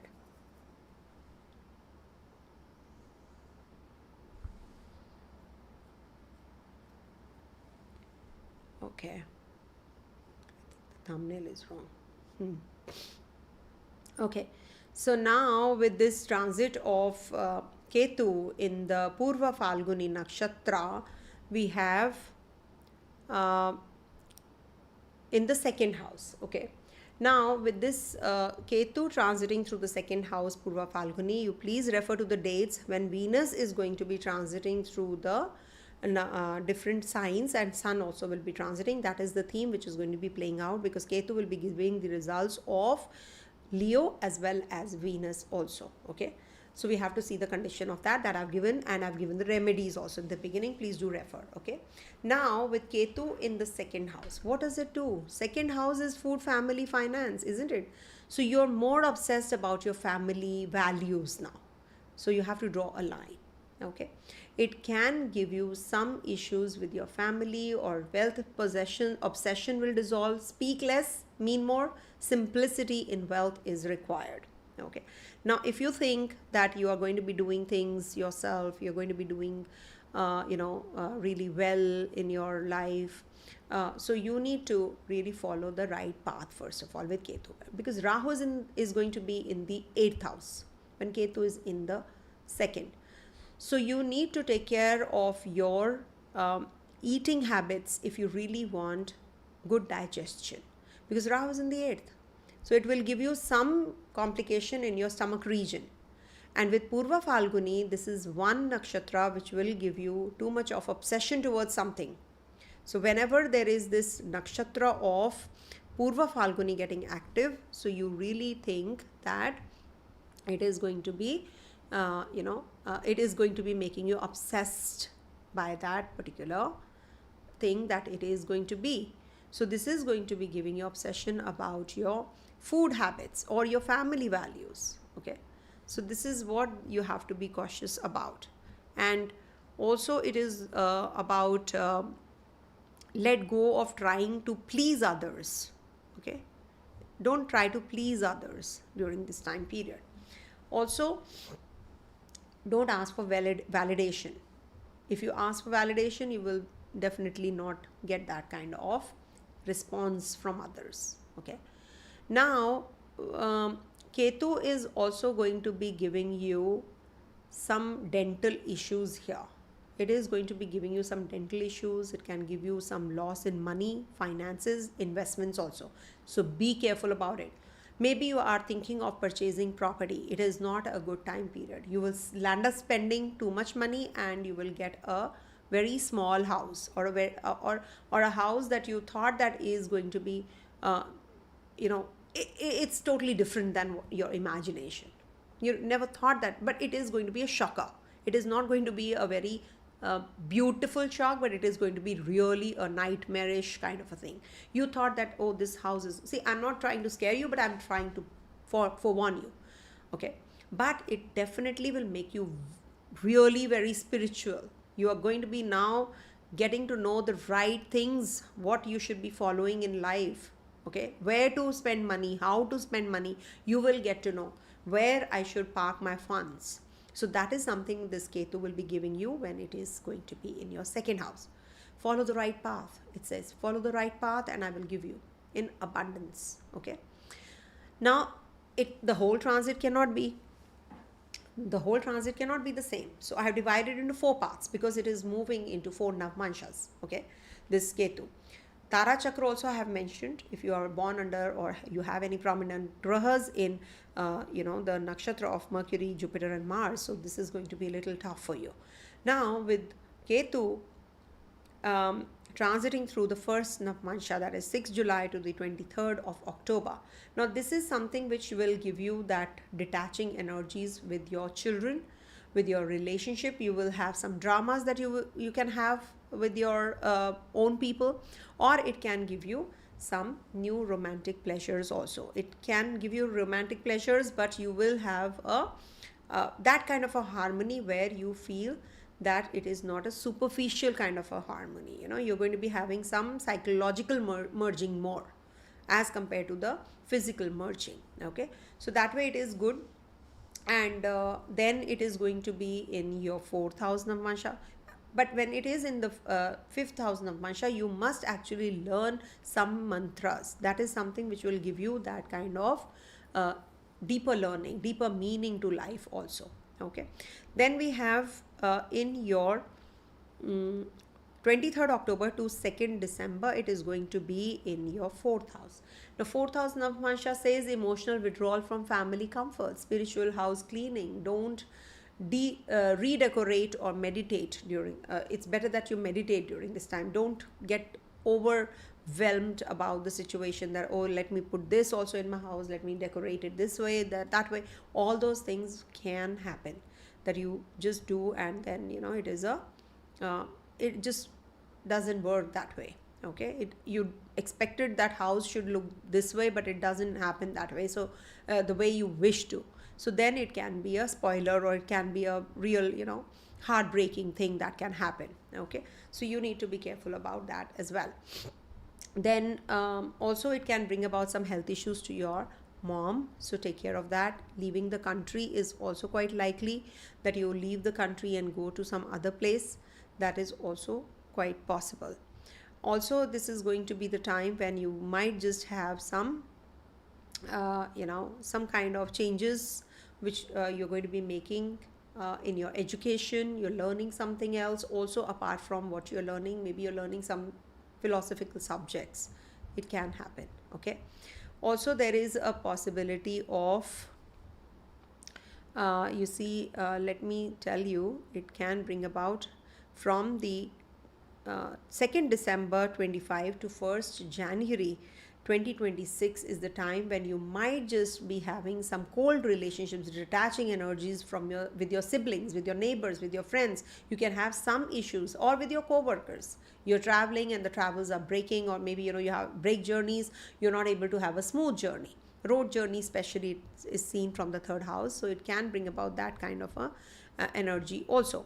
And this might just be the time when you can maybe purchase a property, and then it can be a problem again, or some documentation issues can come up. You're applying for a PR visa, avoid. I would say this is not the time to go in for that. 2nd December 25 to 1st January 2026, avoid. If you have to, please be cautious, because then it becomes a big problem later, and then you have to go through the whole process again. So that is something you have to be careful about. Okay, and also then it is lastly going to be Virgotama, that is Ketu is going to be in Leo, and Leo sign is active as well. So now we have to see that we actually follow the right path, because it's in the 2nd house. So family pride, wealth obsession will dissolve. You will definitely be more into speaking less and thinking more, and you're going to be really very minimalistic in your expenditures also. You're not going to be going overboard and showing off and all that. No, Ketu in the 2nd house will not let you do all of that. Expenditures will be to the point. You're not going to be wasting your money during this time period for sure. Okay, so this is what the theme of Ketu in the 2nd house will be, with the Lord of Venus, Lord being Venus, and sign ruler being Sun. So Sun, see, it gives you the right way of looking at the world. Basically, your creative energy also. Now you're thinking of doing things in a very different way. Okay, I can be more spiritually inclined. I can do better in life. You don't have to be very practical. You don't have to be thinking about spiritual growth is when you are doing things inwardly. You're not doing to show others. When you do it, you will see that you're getting all those things working in the whole universe is actually conspiring to help you in a way. So that is what this Ketu energy is. When you just surrender, that is when it is going to be. And also it is good for your starting afresh things. It's not going to be giving you that kind of success at the workplace. It's not going to be giving you that kind of success while fighting against a lawsuit or something. No, it is not going to be that kind of a transit, but still it is going to be giving you that validation of self-validation. Yes, I can do it. So when you know that this tunnel is dark, that ray of light, that is Ketu. Because Ketu says that I am going to be showing you the path in this dark tunnel. And people say that Ketu is really bad. It is not a good phase for me. It has been a really bad dasha. It has been trying testing times. No, it cannot be, because after Ketu comes Venus dasha, and it is in Venus's Nakshatra also, not to forget. So you will realize the right kind of person in your in your life, right kind of people in your life, you will get to know all of that. This Ketu is going to be giving you all those things. So how can it be a bad Ketu? Okay, so that's what. And then questions. So you can ask questions related to Cancer ascendant. Okay, Cancer ascendant here, past 2 years have been struggle, feel like giving up. Don't do that, please. See, when you're closer to the finishing line, it is the toughest. Remember, it is the toughest. Why? Because the competition really is tough. So when you give up, when you're closer to the finishing line, and then you feel that, oh, I shouldn't have given up, it was just there. So how will you feel? Isn't it? So just relax, just wait. Things are going to get better and better and better for you, for sure. With Saturn in your ninth house also, that transit is also not bad. And we have Rahu Ketu also transiting through your 8th and 2nd houses, which is not bad. Okay, this is not bad either. If you think that it is going to be giving you bad results, so it's not that. It is going to be giving you the clarity as to what you should be doing. Okay, it has been tough. I know it really well. I can feel it, what you're saying. But at the same time, there is always a silver lining. There is always a spiritual angle attached to everything. So you definitely will be able to dissolve those attachments now, and you will know the truth about what exactly do you want and what exactly should be done. So you don't have to worry. At times you feel that there is nothing happening. So yeah, that is what. Okay, so what's the next question? Let me see.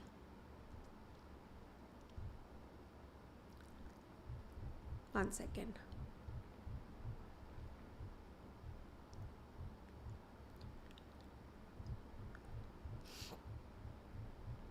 Okay, so somebody is asking about Cancer ascendant, Sun in the 7th house. I missed out on something, I think. Yeah, Dr. RF. Sorry, I'll just read. Neha, I'll just read yours. Kark Lagna, Libra Moon, Saturn 5th, Venus 7th, Mercury 8th, Jupiter, Sun in the 9th, Mars in the 10th, Mercury, Venus, Dasha going on. But marriage prospect not materializing. I'm 37-year-old female. See, first of all, for Kark Lagna, when you have Moon in the in your Libra sign, marriage is going to take place. But why the delay? Because because Saturn is in the 5th house. First of all, looking at your 7th house, Venus is in the 7th house, and Venus is your 4th lord. So there is definitely a delay, but it is going to happen. Now, delay can be really very. It can be quite late, depending on your Navamsa position, also your Dasha also. Okay, but for sure, this Ketu transit in the 2nd house is not going to help you in your marriage, for sure. So Ketu in PurvaPhalguni might just give you that peace that, okay, I can do without it also, without getting married. So marriage prospects, it completely depends on your personal chart, and your personal Dasha that you're in. So I have to see the whole thing. What is the condition of your D9? What is your condition of the D10? If you have more afflictions on the 7th house, 7th lord in your D9 chart, 1st house, 1st lord, D10 also, then definitely it is a denial. But when you are talking about Saturn, see, you have Moon in your 4th, Saturn, so you're born under Sadesati any which ways. You have a 5th house Shani, so it's a Sadesati. So it's said that when Sadesati is before the first Sadesati, you get married, then you definitely get married. But if it is not, then it gets delayed. And as it is, your Saturn is looking at your 7th house, as you said, so it is little difficult. I'm in Jupiter Dasha and Mercury Antardasha. What will be the result for Virgo ascendant? Please ask in the Virgo ascendant reading. Post that. Cancer ascendant, Sun in the 7th house, Saturn in the 6th house, Jupiter Mahadasha, Mercury Antardasha, struggling to get married. See, marriage for Cancer ascendant people, any which ways you have troubles, because of, even if you get married, there is a trouble because Saturn is the ruler of your 7th house. Okay, Saturn is a complete delayer, any which ways, for Leo also, for Cancer also. And you have mentioned about your Jupiter Dasha. Okay, now Jupiter is your sixth lord also, which is 12th from the seventh house. So this is also causing delay. Remember, Mercury is your 12th lord. So this also brings about divorces. You know, if you get married on time, it brings about divorce cases. This is a divorce case types. So you have to be very careful about that. And ascendant lord is in Leo, PurvaPhalguni. So ascendant lord moon, which is I'm in Jupiter Mahadasha Virgo. Sorry, I mixed it all up. Okay, Cancer ascendant, Sun in the 7th house, Saturn in the 6th house. You know what? I mixed it all up. Sorry about this. Sun is in the 7th house, Saturn is in the 6th house, and Jupiter Mahadasha, Mercury Antardasha. So Cancer ascendant, Sun is in the 7th house. You know what? I read the previous. Oh my gosh, mixed it all up. Never mind. Sorry about this. So you have a Jupiter Mahadasha, Mercury Antardasha, and Sun. You did not mention about neither your Jupiter's position nor your Mercury's Antardasha position. Anyhow, for you guys, Sun is in the 7th house. It is causing a delay, and Saturn is in the 6th house. So that is also one of the reasons, because Sun and Saturn are also forming a connectivity, and Jupiter is your 6th lord. So this is also causing delay. And if you see your D9, if your 1st house, 7th house lords also are afflicted or forming a connection with the Dasha lord or Saturn, then this becomes a little difficult time period to get married. For you guys, if I see the transit for Cancer natives, it's not going to be the right time to get married also, because the positions are not that favorable.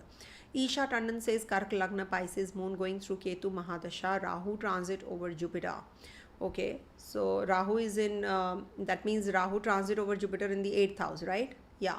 Sun is in the 12th house. And is there any serious health issues near future? Okay, see, first of all, when you have Jupiter is your 6th lord in the 8th house, so don't worry about your health. Rahu transit over Jupiter is going to cancel out the health issues, so don't worry about it. Sun is also in the 12th house. Don't worry too much about your health, please. Second lord in the 12th house, somebody else might fall sick and you have to take care. But remember, Rahu and Jupiter are looking at this Surya also. So donate to the leper patients, donate to the old age homes. You will feel better. Don't worry. Okay. Cancer ascendant, Kimberly is asking, letting go of pleasing everyone. Moon in the 4th house, Libra, what mantras should we learn studying Vedic astrology? Okay, see, Moon is in the 4th house is Digbali, first of all. Remember, for Cancer ascendant, it is in the Venus's sign, so do Sri Suktam. That's the best remedy for you. And also, what else you asked? Letting go and, okay. So you're doing what you should be doing. And second house is Vaksiddhi. You should learn, you should recite the mantras related to Mars, recite Hanuman Chalisa and Shri Suktam for Venus. Okay, that will be good. How will be the career situation for Leo? I'll answer this later. How will be the marriage for Leo? I'll answer this later.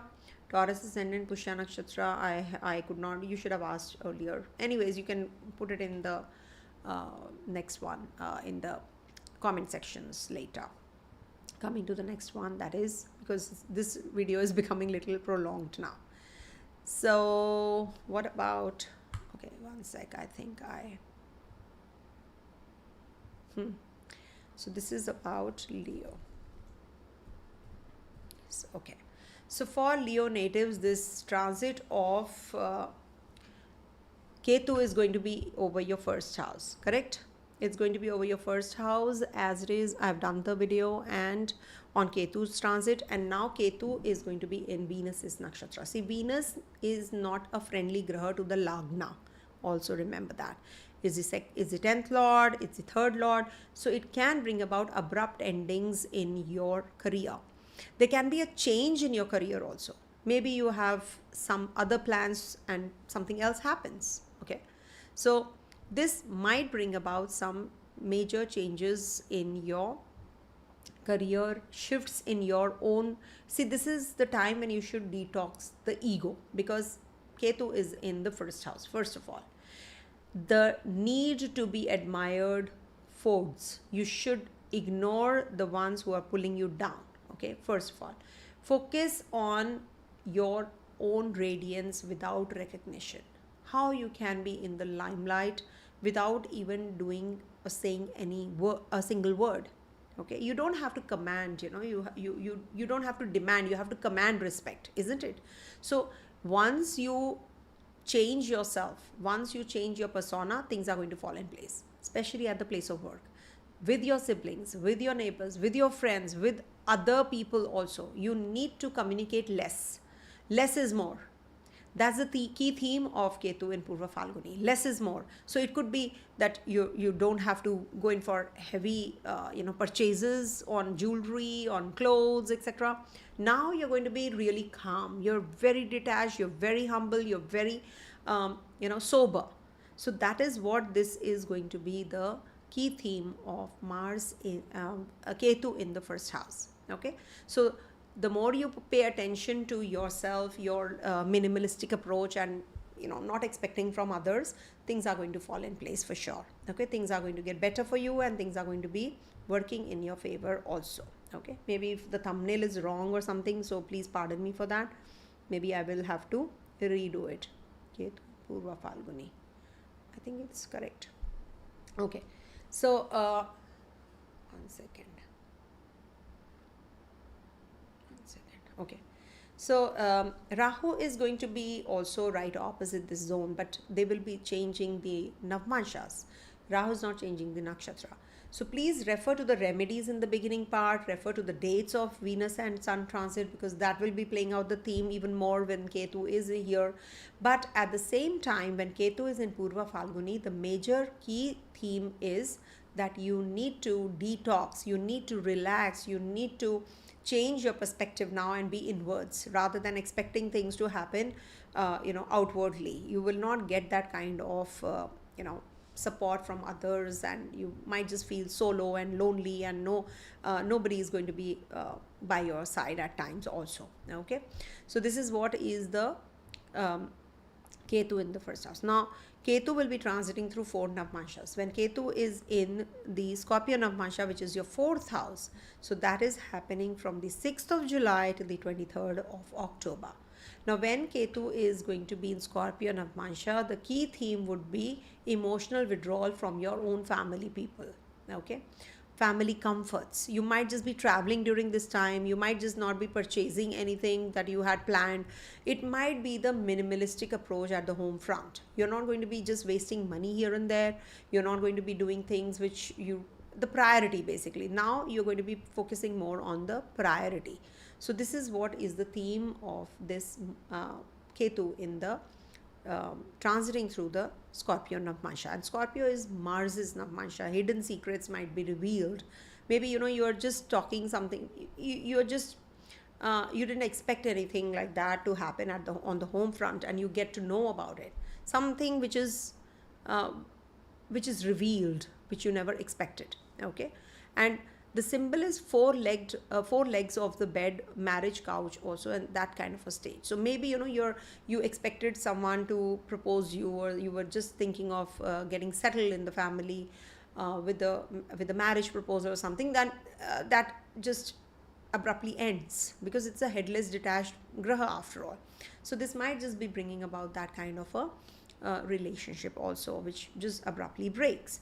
Also Libra Navamsha, 23rd October to the 2nd December this year, 2025. Now 3rd house gets active here. So siblings and social media loss appeal, and then inner voice over external validation. Let others perform and you help them grow. Also not good for PR, visa, etc. Avoid. Okay, Purva Falguni actually is about creativity. So pursue some creative tasks during this time. It is good if you just start some new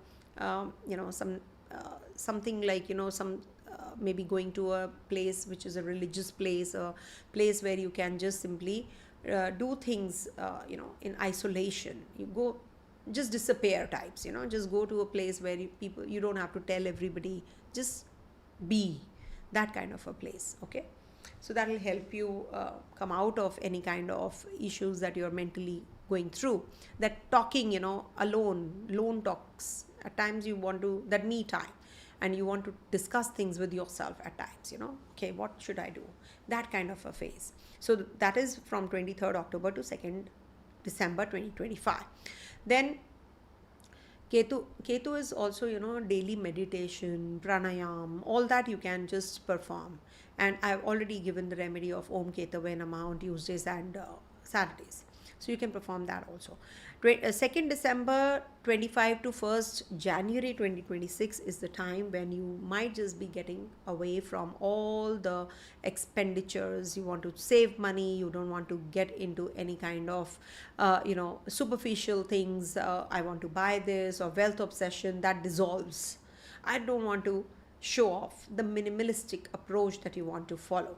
Also, speak less and mean more. That is what is the wealth, actual wealth. Simplicity, that is the wealth that you should focus more on.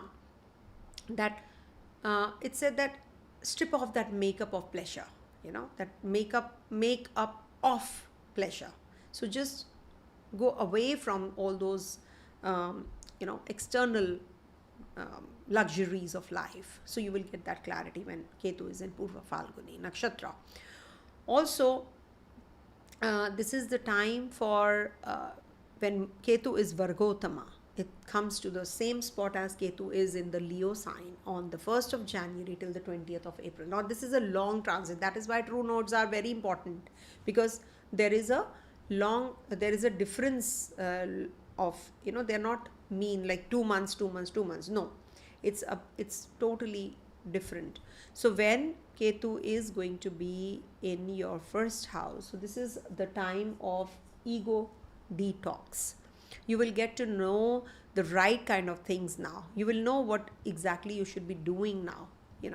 Okay, if I do this will be better. And if you have to go in for any kind of surgical process, and if you want to do things which give you mental clarity, so that will also be helpful. Okay, it's better that you have that kind of detox plan done, because mental detox is more important than the physical detox, remember, because people are more into physical detox now. So it may lead to reevaluation of oneself, personality. So all that is what the theme going to be when Ketu is in your first house, Vargotama. So if you want to start anything, avoid relationship wise also, this is not the right time to do so. And also when Ketu is in your transiting over your first house, you begin to experience some mental tensions also, related to health, or so that is why you need to detox. The physical detox and mental detox will go hand in hand. This might just bring about expenditures, and your savings might decrease when it is in the first house. You might have to take a loan. So do not get carried away in your investments, etc. Also, there can be misunderstandings in your relationship. Partner might become very toxic or very demanding also. So that is something you have to be really cautious about. Okay, so that's what the whole theme is. And do the remedies. I can just say that remedies will be good if you start performing them. Any questions, Leo? I think there was one question, 2 questions were there. I saw Leo questions, 2 Leo questions were there. Let me see. How will be the career situation for Leos? Okay. See, for career situation, I think because it's Venus's nakshatra which is getting so you might just change some a job. This is quite likely, which is when Ketu transits through the Venus's nakshatra. Some changes are going to be there, for Leo natives. Then Leo ascendant here, Mercury Mahadasha, Mercury combust. See, Mercury is your 2nd and 11th lord, which is combust in the main kundli in the 2nd house at 1 degrees Rahu. See, just write what you want to know. Sun is, see, you are in Mercury Dasha. Mercury is your 2nd and the 11th lord. Combust means it is not going to give you wealth during this Mercury Dasha. There will be something or the other that you have to go through health-wise also. And Rahu is in the 10th house. Sun is very strong. Sun strong is good, but if it is opposites Rahu or aspected by Rahu, then it is a Pitra dosham. It is not considered to be that good. Can I choose the stock market as career? You cannot, because Mercury is combust and it's your 11th lord. Not good. Okay. So otherwise, even if your Lagnesh is strong, so strengthen it by doing Surya Namaskar and giving Arghya in the morning to the Surya if you want good results. Husband has Saturn and Rahu with Saturn and Rahu with his Leo ascendant, means in the first house, right? Saturn and Rahu in the first house. His sun sits with Ketu and Mars Aquarius, 7th house. Yes, this is rough. So if you know this is rough, then why are you asking me? So what do you want to know? But I couldn't get you. See, yeah, maybe you have, you forgot to put the question mark. See, you must understand, when Saturn and Rahu are in the first house, the person has many breaks and changes in the career, or changes the path of career also, when Saturn and Rahu are in the first house. Also can have issues in his with his bosses at the workplace. Sun and Ketu in the 7th house makes the partner very bossy and spiritual. Okay, so that's, I think, that's good. For career, of course, it is something which might be giving him some ups and downs in life. Okay, not good for investments. You might just lose good money in investments, so do not get carried away. If moon is combust in the natal chart, then predictions you are giving will sun or moon characteristics will hemp as per. See, when moon is combust, it is see, you must understand, when I'm giving the predictions for the weeklies, so you must actually watch from the dasha also. That is going to be giving you the maximum results when moon's transit is happening. So definitely it is in the transit, it is not in your natal chart that I'm giving the prediction. So if it is combust, that means sun and moon are together. So moon, definitely I don't prefer when I'm talking about the readings. It's either the lagna, which matches the most. I do say Chandra Kundli, because moon sometimes matches if it is a Shukla Paksha, the waxing moon. But when moon is combust, or when it is Amavasya, Purnima moon also, then also moon will definitely be kept a little aside. So focus on lagna and dasha. Okay. Any chance of marriage for Leo? How can I say that, Mehta Mitali? How can I say that without looking at your chart? I have to look at your chart whether there is a chance or not. How will be my Rahu Mahadasha, Rahu in the first house? Okay. Simarjeet Singh is asking about Rahu Mahadasha. Okay. See, when Rahu is in Leo sign, first thing is that it gives troubles in your mental setup. You have a split kind of a personality. You will be changing your mood, or you will be switching from one thing to another very often. You cannot be stable. You'll be obsessed with whatever you do, or you are self-obsessed also. So you need to focus on one thing first of all. Start focusing on one thing, you will get the success. There can be some issues with your father, with your children during the dasha period. Okay, so you have to be careful about all these things. Okay, and I think we can proceed now. How can okay, ma'am, I would like to ask that how to consider natal retrograde planets transit. See, natal retrograde planets transits in the sky will be giving you maximum results when they are retrograde. You have to see what kind of result you're getting. If it is Saturn retrograde, I've seen that people have reversals in their career. They have to they don't get satisfied with one thing, so they have to redo types. Sometimes I've seen they have long careers, like 20 years they are in a particular job. So depends what is your dasha, what is your planetary position. So we have to see all of that. Shersi is asking, thank you. He's had the same career for 25 years. His health has declined last 4 years greatly. See, that is because Saturn was transiting for Leo, the 7th and the 8th houses. So the health has suffered for those people. He's a detective and very good one, but losing his motivation and drive to take care of himself. Okay. So what did I tell you about this? That you have a Saturn Rahu in the first house, right? Oh, that is also a detective, because Saturn and Rahu gives a wildest of dreams. I couldn't think of that right now. Anyhow, thank you so much. I think we can go for another reading now. It's better that we now limited questions I'll be taking up, because people are waiting, so it's not fair.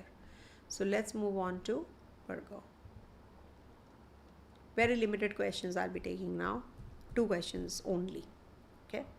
So somebody has asked about Virgo question, so I'll be taking up that question for sure. So coming to the Virgo sign. So for Virgo natives, Ketu is going to be transiting your 12th house and is going to be in PurvaPhalguni-Chasing from 6th July to the 20th April 2026. Now this is something which is a good placement actually. 12th house, people will say that no, it is not. But yes, 12th house placement is good. Ketu is really happy here. So when Ketu is in the 12th house, you have some deep past life clearing which is going to be taking place. It's like a churning process, and now you're going to be getting that clarity also. This might just be giving you some kind of relationship overseas. You might encounter some issues with your spouse during this time period, of course, or some kind of health issues to your partner also, because 6th house from the 7th, expenditures might increase, but you will definitely be having a good spiritual growth during this time. And Ketu is going to be giving you some kind of isolating time, spending time, lone time also, and growing. When you are spending lone time, you're not just you're doing things. You're thinking about growth. You're thinking about positive things also in life. So when you are thinking about okay, I have to do things which are meant to help me grow. So that kind of time period you'll be going through with Ketu in the 12th house. It's said that you actually break away from the chatter of the world, and then you do things in isolation, which is definitely going to be giving you self growth. That is the gist of life, isn't it? That you learn your lesson on time. So when Ketu is in Purva Falguni, it is going to be giving you that gist of life. Travels will give you some clarity. You might just be getting that kind of you'll be meeting that kind of guru who will give you that breakthrough in life, who will help you come out of that stuck up energy now. Okay, during this transit you will feel that you are shuttling from one place to another. You're traveling for success in life, spiritual success in life, so you will get that also. Okay, so don't feel bad about don't self-pity. Things are going to get better and better for you, and you definitely are going to be getting that clarity also by the end of this transit. Okay, then we have this Ketu will be transiting through 4 Navamsas. Now when Ketu is going to be in the Navamsa of Scorpio from 6th July to the 23rd of October, it is going to be activating your 3rd house. 3rd house is about siblings, social life. You might just be in isolation. You don't want to communicate with others. You feel that talking too much is not going to help me. So you want to, sometimes you want to be, isn't it? So you might just be in isolation. You might just be in that, oh, okay, I am going to be doing things which are going to be giving me that inner growth. You might just be having less boldness now. You have that fear of failure. So that is why you want to just reduce that emotional attachment with others. So that is why Ketu says get into that isolation zone. So you might just not be communicating much, but it will give you that writing skills. You might just develop some media related or skill development. You might just be working on some unexpected opportunities to travel, especially abroad, may show up, or PR visa if you have to apply for, you can do it also during this time period. Games may come in unusual form, not usual but unusual form. You might benefit through short-term projects, freelance work. Okay, so this is a good time for foreign connectivity, and if you are especially in the dasha of Ketu, so definitely it is going to be giving you all of that. Don't feel demotivated. There can be suddenly the loss of motivation during this time period also. Okay, be careful. Then then Ketu is going to be from 23rd October to 2nd of December 2025 in the Libra sign, which is the 2nd house. Now 2nd house transit is considered to be good for saving money now. You're not going to be wasting money on things that you really don't need. Okay, now here Ketu is also aspecting your 6th house, not to forget that. So you might just be having some health issues, or you might just have some kind of enmity with others also, because here Ketu is going to be activating your air signs as well. So take care of your health, take care of your public reputation. There can be some mental instability also with the second house transit. Also, it can give you some delayed projects, or there can be some projects which can be stalled. But at the same time, you will definitely be understanding that you need to emotionally withdraw from all these things, distance yourself from the family dynamics or anybody who is just pulling you down. Now is the time that you have to change your lifestyle and your food habits, especially from 23rd October to the 2nd of December 2025. Then this Ketu is going to be in your first house, and it is going to be in Virgo Navamsa also. So now this is the time you will set your goals. You know that this is what the clarity that I was looking for. Now you're going to be in that detox zone. I want to take care of my health. Maybe you're having some health issues, so you're looking after your health, or maybe you're going to be actually working on your self. Okay, you're just, that inner realignment is going to be happening. Okay, a karmic pause where external progress slows down. So this is the time when you might just be having some detachment and can become little isolating kind of an energy for you. But you're going to be growing inwardly, and you're going to be making some important decisions regards to your travels also, regards to your learning, regards to your litigation, your health, your maybe you will find the right kind of people during this time who can realign your yourself. But in case you want to make any kind of changes in your in yourself, and it can give you that physical appearance. It can give you weight loss, hair thinning, dull skin, overtiredness. All these happen when Ketu is in the first house transit. So this is the first house transit, so you have to take care. Oil application is good. Apply a lot of oil. That'll help you with the dryness. You can just come out of it, and it also helps any which ways because it's a dry planet, so you will definitely be feeling better, and you need that clarity also. So drink lots of fluids during this time. Drink lots of fluids, herbs, or maybe Ayurveda you can switch to. Now lastly, it is going to be in your 12th house, that is Vargottama Ketu in Leo Navamsa. So 1st January 26 to 20th April 2026 is going to be in your 12th house. 12th house Navamsa. So 12th house is deep post-life clearing. Sexual, spiritual patterns come up in dreams or retreats. Perfect time for silence. You might just isolate yourself, but it is definitely very positive for travels, for helping others also during this time. It's better that you detox from all the negative chatter that you have been going through from a long time, and you want to just shut yourself up that no, I want to do things in isolation. Maybe you're working, studying, or you're traveling overseas, because it's looking at your 4th house also, so you might just be traveling overseas also. It's good for deep transformation, deep sadhana, thinking of meditation, and you can just get into that spiritual practice also during this time. It's good for you because it's the 12th house after all. Anxiety related health concerns can happen. You might just feel that there is a lot of weight on your head suddenly, but this is not a good time period for investments. If you want to, then there will be some losses that you have to incur, remember. Okay, so this is what the transit says. And one question please, not two, because I'm too tired. Virgo ascendant, Jupiter Mahadasha, Mercury Antardasha, both are placed in the 12th house, Mercury in the PurvaPhalguni. So you see, for you guys, first of all, Jupiter Mahadasha being the ruler of your 4th and the 7th house is going to be activating a house change during this time period. Marriage, in case you have not got married. Also, Mercury is in the 12th house in PurvaPhalguni, so this might just be giving you lesser communication with others. In case you are a student, this might just give you a change in your line of education. Maybe you'll be going overseas, or it can give you a break in education also. Okay, so this is what. So let's move on to the next sign, that is Libra.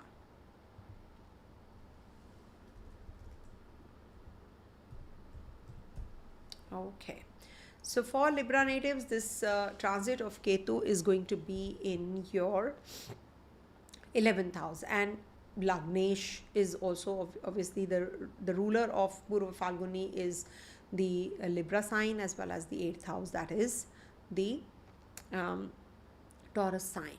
Now, this is a very powerful combination which is happening actually, with Ketu in the 11th house. So, detachment from fake friends. You don't like to have an audience only, you don't want people who are just, just the fake people around, and you're just trying to impress them, and you get what, out of it? Nothing. Not good for investments, not good for your connection with the community that you move around in. You will just definitely discard them, or they will just break away from you. So don't feel bad about it if at all you feel that this person just left me, why I'm so alone and all that, you might just feel with this transit. But this is not the time to feel bad about it. They have to go, they have to go. Let them go, I would say. Because you see, generally with Ketu, transit, I've seen there are abrupt endings that happen, every time I've seen. So when Ketu transits through the Leo sign, especially, this is about self-expression. It's about your goals that you have set. It weakens your goals also, because this is the sign of ego. So Ketu doesn't want to be having that egoistical approach, of course not. So that inner identity you rediscover with this Ketu in the Leo sign. So when it is going to be here in the 11th house, anybody who's having that kind of ego-driven relationship with you will definitely break away from you. Okay, and this is as it is this Venus's nakshatra, where it is pleasure, love, creation. So you might just change all of this. The kind of thought process that you have now will be totally different. You're just in a way detox, that happens. No, I don't want to. Or maybe there is a very different way of looking at love, different way of looking at creation, different way of looking at pleasures. Okay, so I think this is the best way to, when you are totally, this is nirvana, I would say. When Ketu and Venus combination happens, this is like, you're happy with less. You don't mind, okay, I can manage with little money, with little resources, I'm happy. Okay, so this brings detachment from the social circles, desires, income, and you feel that you want to slow down on the gains part. Okay, expectations may not be met, so don't expect too much from your finances, financial growth. So just take it easy. Okay, now for you guys, so this is what this transit is about. So make the best use of this particular transit. Now the whole transit cannot be the same. Okay, so now when we talk about the Navamsa positions, it's going to be in your 2nd, 1st, 12th and 11th Navamsa. In the 2nd Navamsa, from 6th July to the 23rd of October, now this is the time when you will be getting out of the completely, you will be detached from the financial growth or financial, you're not running after the finances now. You're just thinking about how you can be, see, this is going to affect your speech also. It might just affect your family values, financial stability. That will get little uneasy during this time, 6th July to the 23rd October. So if you have to make any kind of changes, in your, so you need to work on yourself, how I can carry on with the minimalistic approach. I don't have to spend too much on my resources. I should not empty my resources. It's like that kind of a phase. So you may become quiet or speak less, or maybe there is less clarity also in your speech. Money may come and go without reason, or you might just feel emotionally detached from your wealth. Okay, relationship with close relatives may feel cold or distant. This is going to be making you quite that inner content, that is going to be prevalent. Okay, so it's good if you are happy from within. I think that is the best thing. Simplicity is the main wealth, isn't it? Then in the 1st house, because it moves backwards, so in the 1st house, Navamsa, from the 23rd October to the 2nd December. Now this is the time when it is going to be giving you, it affects your self-image actually, your mental clarity, your personal direction. So you need to take a pause whatever you're doing in the first house when this is. So this brings in that ego detox. Okay, you are doing for others only. You will not get any kind of I would say, people will not appreciate you. You might feel very uneasy because of that. Lack of motivation will be there. I'm going on doing and nothing I'm getting in return. So physical energy may reduce. Your motivation may be lost. You might feel that, I'm doing so much but I'm not getting anything. But it is not harmful if the person accepts, if you accept the silence and avoid forcing big life changes. It's time to observe rather than act. Then it will start giving you positive results. It's not the time for getting married, getting into relationship. Ketu in Libra will not let you get into relationship, I can assure you. It breaks away from the relationship in Libra sign. And it is going to be from 23rd October to 2nd December for everyone in Libra sign. So this is the time you should avoid getting married. I don't suggest. When Ketu is in the 7th house Navamsa, 7th sign of Navamsa, never get married, because the marriage goes for a toss, or the partner becomes too detached, or there is some other sexual desire with someone else, some other gender or some other community. Okay, so that kind of thing also depends on the personal chart. So 23rd October to 2nd December, avoid. Then it's going to be in your 12th house, and it's going to be from the 2nd December 25 to 1st January 2026 is going to be in your 12th house Navamsa, that is Virgo. Now when Ketu is going to be in your 12th house, it is going to increase inner silence, spiritual calling, detached from the world. This is a strong placement for meditation, foreign travels with a deeper purpose. Maybe you're going to be traveling to a spiritual or a very a place where a retreat, maybe you're preparing for soul moksha, not escape. So that kind of a feeling you will get when Ketu is in your 12th house Navamsa. Also, you feel disinterested in the outer responsibilities during this time. Expenses may increase. You might just often support inner or karmic needs, or maybe you're going to be having some let go kind of a situation in each and everything. You're taking it very easy, or you're taking that laid back attitude towards the material comforts of life. You don't want it. You really don't want that. So that is what happens with the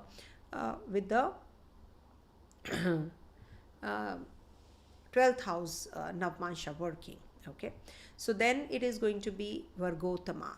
That is when Ketu will be in the Leo Navamsa.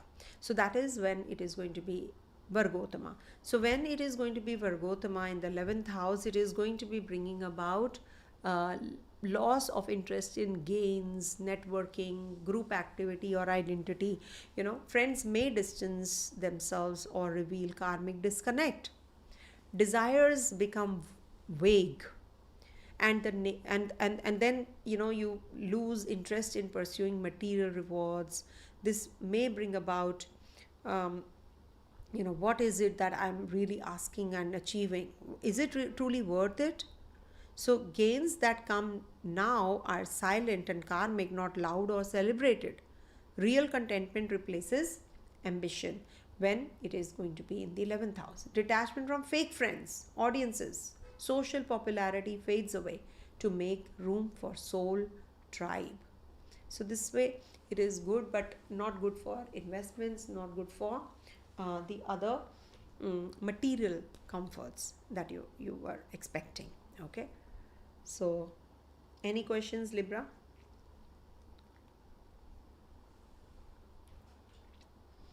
Libra.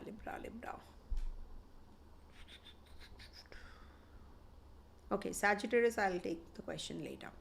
So this is what, and then we move on to the next sign, that is Scorpio. Okay, no more questions? Okay, no problem. Okay, so for Scorpio natives, this Ketu is going to be transiting your, one second, my video is not on.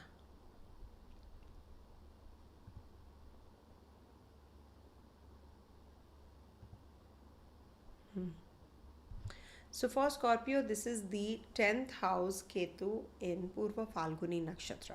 The main theme is relationships, career, and travels overseas, etc. Okay. Now, when Ketu is going to be in your 10th house, now this brings in detachment, from your work, ambition, or social status. You feel totally disconnected with your job. You don't want to work. You feel that, I want to spend time with my family, with my friends, with my or maybe isolation. You don't want that social achievement right now. You are actually, old goals may dissolve or feel empty.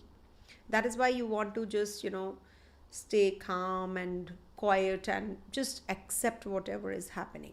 Career frame questioned. What is it that I'm looking for? That is something which you will be. What legacy are you actually leaving? Quit performance based leadership during this time period. And also, public image may fade, but the soul begins to strengthen. Now, I have seen with Ketu's ingress in Purva Falguni, which is the nakshatra of love, luxury, romance, also luxurious items. So you will definitely get detached from these things, no? From your relationship also, from maybe you love traveling, but now you just say, no, I don't want to. Suddenly you change. So that is what Ketu in Purva Falguni will be doing. Also, this might bring about that karmic disconnect with your bosses, seniors. You feel that you don't need that kind of uh, appreciation. Okay, so you're content with maybe you're working for some overseas assignment and you've completed, so now you're going to be starting something new, but you are not that craving is not there. No, I want this. No, I want to grow. I want to do this. I want to do that. No, you're not in that mode now. Old goals may dissolve or feel empty. That is what I said. Okay, so now is the time to redefine success based on inner purpose. So the career direction might be now taking another dimension altogether. But the whole transit, we cannot say is going to be the same. When Ketu is in Purva Falguni, it's not a good time period for marriage. It's not a good time period to start business, and health also you have to take care. But the whole phase cannot be the same. So I've divided into 4 parts. So 6th July to the 23rd October. Now this is the time when you will be working on yourself. No, I want some time out. I want to detox. I want to move away from or disconnect from the outside world or outside chatter. You want to work on your physical appearance, confidence, ambition.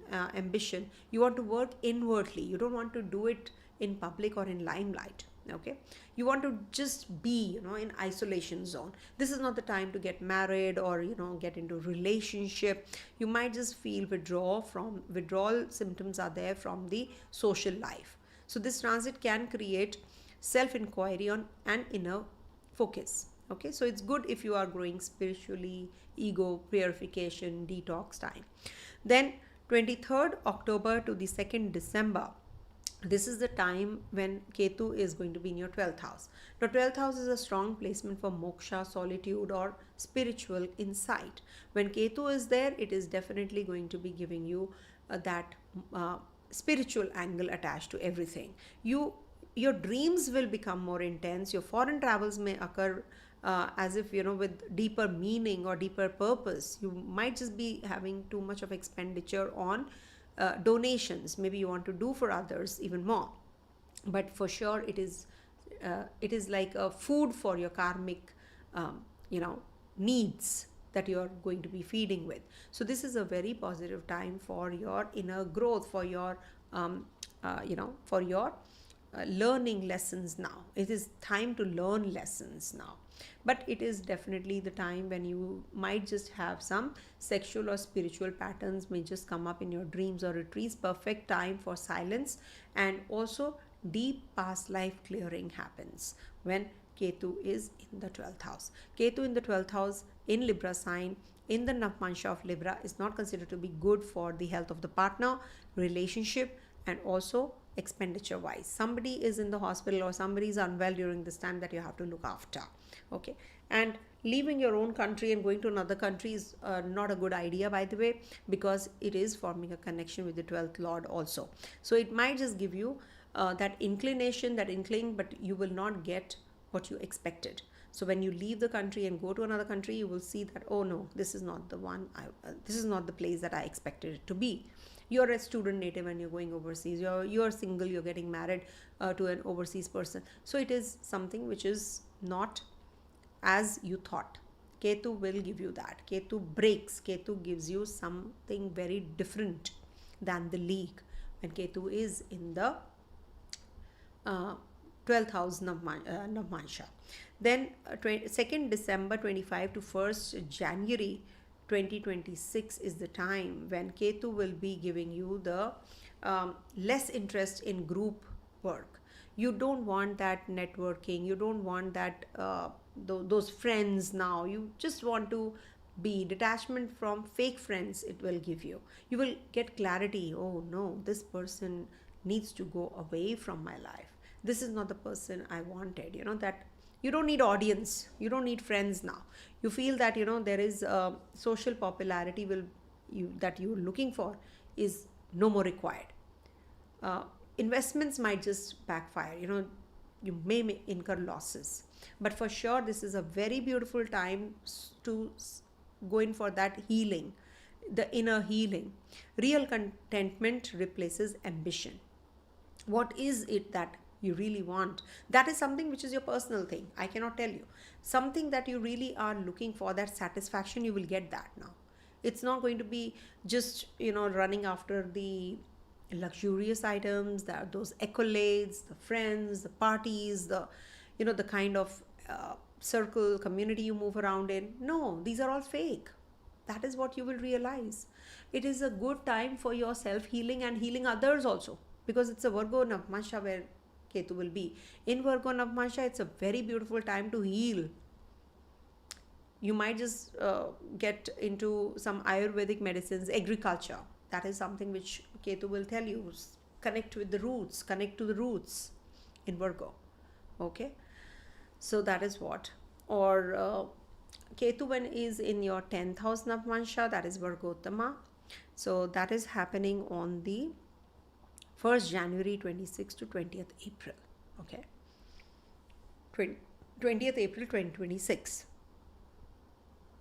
See, when Ketu is going to be in your 10th house, career fame is questioned.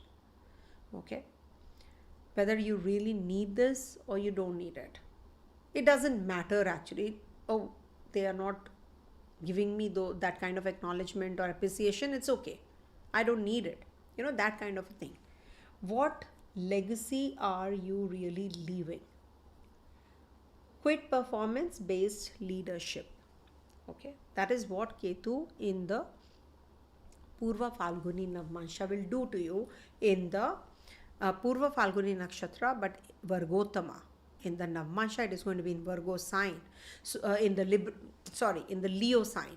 Okay, so now you will get that clarity. You suddenly, as if that haze goes away. So that is what is going to happen when it is going to be in the 10th house. See, generally when Ketu is in the 10th house, we say that the person doesn't have interest in work. He has interest in something else apart from what he's doing. So it will detach you. You're obsessed by your home and family, but you're not attached to your work. Okay, so this is like old goals may dissolve or feel empty. This is the time to redefine success based or inner purpose, and public image may fade.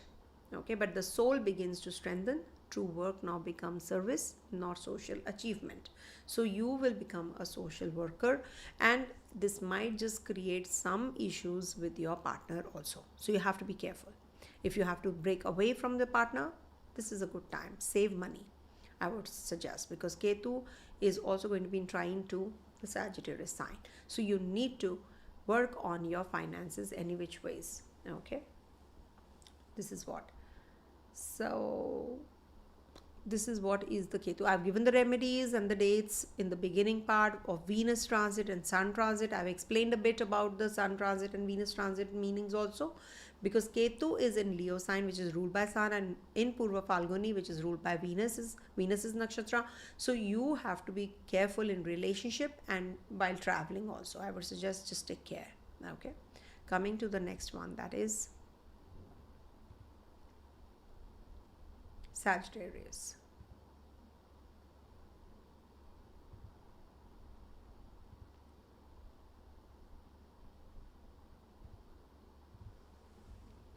So do we have any questions for Scorpio? If you have anything, please let me know. I'm discussing. Thank you. Rahu Dasha was, yes, Rahu Dasha is generally, I've seen people complaining that it is tough.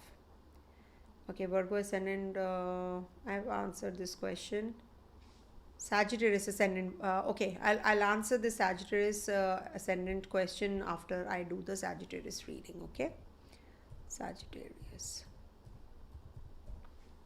All right.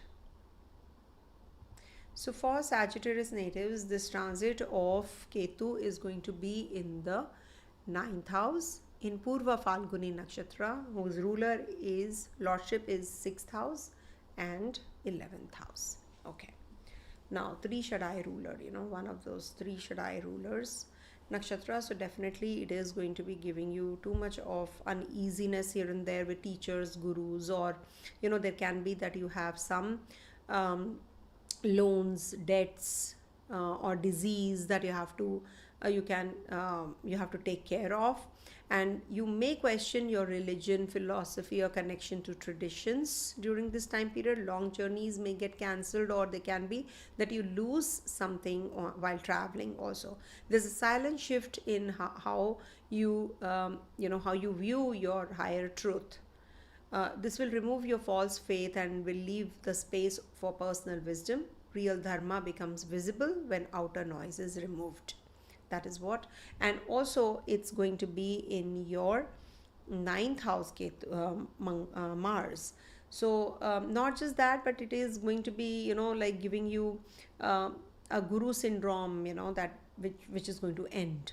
Okay. Belief systems melt and pilgrimage over preaching also it is going to be detaching you from fake friends. Okay, this is the time when you will have you have to connect with your own self, your soul tribe basically. Also not good for investments, and in case you have anything to do with your toxic work cycles, this is the time to break away from them. Do not get carried away in whatever they are saying and doing, and they are just giving you too much of fear, inculcating that fear. If you don't do it, then it will be difficult for you to grow, etc., etc. All those stories will be there. So you need to actually, they pose that they pose that they are friends. So you need to, for yourself, recognize who's who. Okay, health may become unpredictable, especially through subtle or hard to diagnose diseases. Also, you need to take care. If you have that cleansing thing going on, physical and emotional, so this is going to be definitely clear your past life karma also during this time, because it's in the 9th house, Ketu in PurvaPhalguni, 11th and 6th Lord Nakshatra. Okay, so Venus is ingress, Sun's ingress in other signs is going to play out the most important role. Do check the summary part as to how it is going to play out. But for sure, not a good time for travel, not a good time for investments, not a good time for starting any new business venture also. I would not suggest and recommend. Ketu is the graha for just the inner work. Grow spiritually. He's a spiritual planet. Not just that, Ketu has so many other things to do, like it will show you the right path, what exactly you should be doing now. That is also Ketu's deeds as to how you can become better in life. Okay, now Ketu will be transiting through 4 Navamsa. So to start with, it is going to be from 6th July to 23rd October in the Scorpio Navamsa, which is your 12th house. Now 12th house is not good for travels. 6th July to 23rd October, if you can avoid traveling, maybe there is a possibility of some losses, expenditures, somebody you have to cater to in the hospital. This might just be making you get withdrawn from your own family, your own people. Dreams may become more intense. Foreign travels may occur from with deeper purpose. Expenses may increase during this time period, but you often support inner or karmic needs. So that is something which is going to be positive for you. It removes unnecessary ties to the material world. This is a time to go inward and allow peace to rise without demand. Okay, then moon moves into your 11th house on the 23rd October till the 2nd December. It is going to be in your 11th house, Navamsa. Now, this is not the time for partnership business. This is not a good time for gains, networking, group identity. This is not the time for your that contentment that you're looking for from others. This is not going to give you that. Detachment from fake friends. You will get to know who's who. Maybe you propose a person and that person only leaves you and goes. That kind of a situation can also come up. And also, this is the time when you can feel little detached from the popularity. You don't want it. Investment wise, you have to be really careful because it can bring about losses also. Not a good time for starting any new business venture or a new partnership business as well, or maybe with a person that you're dating, or your relationship wise also. It's not considered to be that good period. So stay calm and be more in that like, don't trust everybody. Maybe your ex-partner will try to come back to you, and this might just be giving you some hidden agenda that person will be having. So you have to be really careful about all that as well. Okay. Scorpio ascendant is asking the question now. It's already done. Anyways, I'll try to answer. So now with this Ketu transiting through the 9th house, there are 4 Navamshas, as I said. So first Navamsha being the 12th house, then comes Libra, then comes the 10th house. So 2nd December 25 to 1st January 2026 is the 10th house Navamsha when it is going to be transiting through. So career, fame questioned. What legacy are you really leaving? Quit performance based leadership. This is not the time to actually expect a lot from your work. You might just feel very detached from your work. You feel empty. You feel that, no, this is not what I want to do. Maybe you switch the job and maybe you're not happy there. That can also come up. So be careful when you're switching the job. Public image may fade and soul begins to strengthen but. Okay. And this is also true work now becomes service, not social achievement. You will change your perspective for sure. This is going to change the perspective. Okay. So in case you want to think of doing things which are, which are going to help you or others. So this is healing time. Some people, they are charred, they are just charred from within. People are squeezing them, bosses are squeezing them, co-workers are squeezing them, do this, do that. You feel sometimes, what am I doing? Where am I going? Where is this life going? So you feel very uncomfortable. Something has to end. There has to be a point when, the saturation point. So you feel that when Ketu is going to be in this Navamsha. So you will definitely get that clarity now. No, I don't want this. That's it. So that's it thing comes up. Okay. Now, it's lastly going to be Vargotama in your 9th house, 1st January 26 to 20th April 2026. Please make a note of these dates. These are very important and crucial dates, and do let me know once they match up, so that you know. This is not the time for a switch, change of job, going away from the place where you are. Maybe you're traveling, so this might just not be the time period. You can become very philosophical during this time. You might just find a guru. Your real dharma becomes visible when outer noise is removed. So you might just be starting some education plan during this time. Good for getting that kind of support from the guru, the teacher, the mentor. But it's not good for your father's health. You need to take care when it is the Vargotama Ketu. And also Guru syndrome also ends. Belief systems melt. Pilgrimage over preaching. Okay. So try to travel during this time for your spiritual pursuits and growth. Okay. Ketu is not a graha which will give you financial growth. Remember, it is going to be the time in PurvaPhalguni especially, it is going to show you the minimalistic approach. Less is more. That is what is the theme. Less is more. What are you looking for? Are you looking for chasing the beauty, or you yourself are the beauty? Okay, you have to look for it. That beauty lies within. You have to find that. Ketu will help you do that.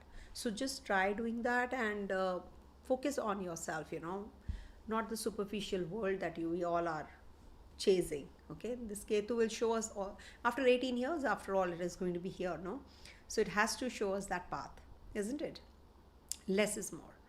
So less expenditure, less clothes, less jewelry purchase, all those things that we are running after. So less things that resources, I would say.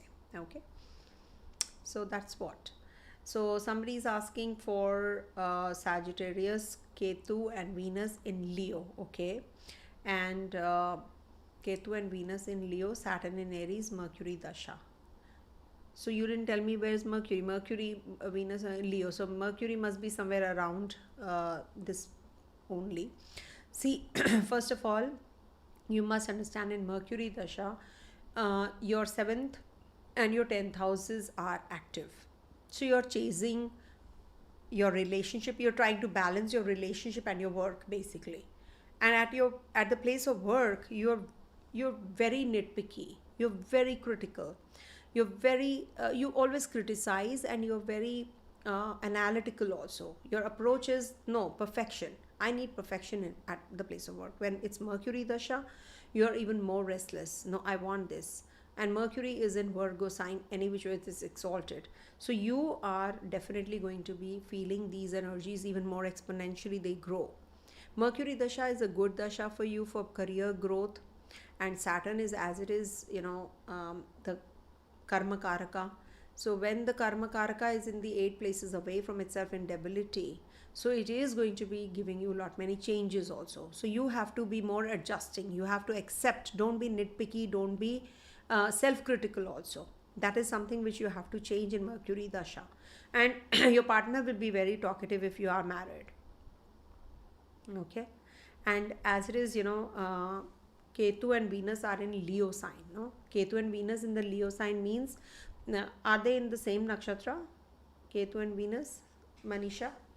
So Ketu and Venus are in your. That means it's Rahu Ketu return also for you. No, so this is definitely going to be making you. You should learn more, and you should not spend money right now on any kind of stocks, shares, investments, jewelry, ornaments or clothes. Too much, you less is more, as I said. So learn more, travel to the religious places. This will give you that kind of it'll help you. Okay, so this is what I would say. And Mercury dasha is good only for you, I would say. Sagittarius, Pooja is asking Sagittarius ascendant, Saturn Mahadasha. Saturn is in the 3rd house. How long will I live in UK? How can I tell you that? Saturn is in the 3rd house, and if you are in the dasha of Saturn and you have not traveled back to your country, so it is said that when the dasha, antardasha is not of the grahas, suppose 8th house dasha, or if it is the dasha of a good planet, so you don't antardasha, so you don't travel back. So if it is Jupiter, Saturn, Jupiter, then you might just come back. Okay, so it's very difficult to say. Please ask valid questions. These are not valid questions. I really don't take up questions. Today only I thought that I'll change the format. I'll help you all. But you are asking such questions which are really, they don't make sense. So that is not right. That's not right. You're actually, taking someone else's question. Time of that. Because I read that question and I register it. It's a live reading, no? So it takes time also for me. Okay. Never mind. That's how everybody is. Everybody can't be the same. Okay. So for Capricorn, okay, let me calm down. Can I have some water, please? 1 second.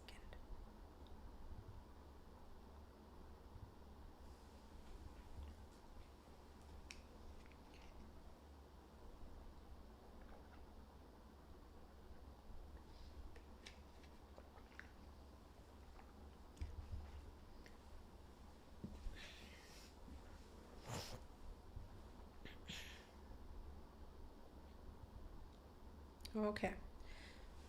So for Capricorn natives, Ketu is going to be transiting your 8th house, PurvaPhalguni-Nakshatra. I've given all the dates of Venus's transit and Sun's transit also, because Ketu is in Leo sign, ruled by Sun, and Venus is Nakshatra. So all these will definitely play out the maximum role.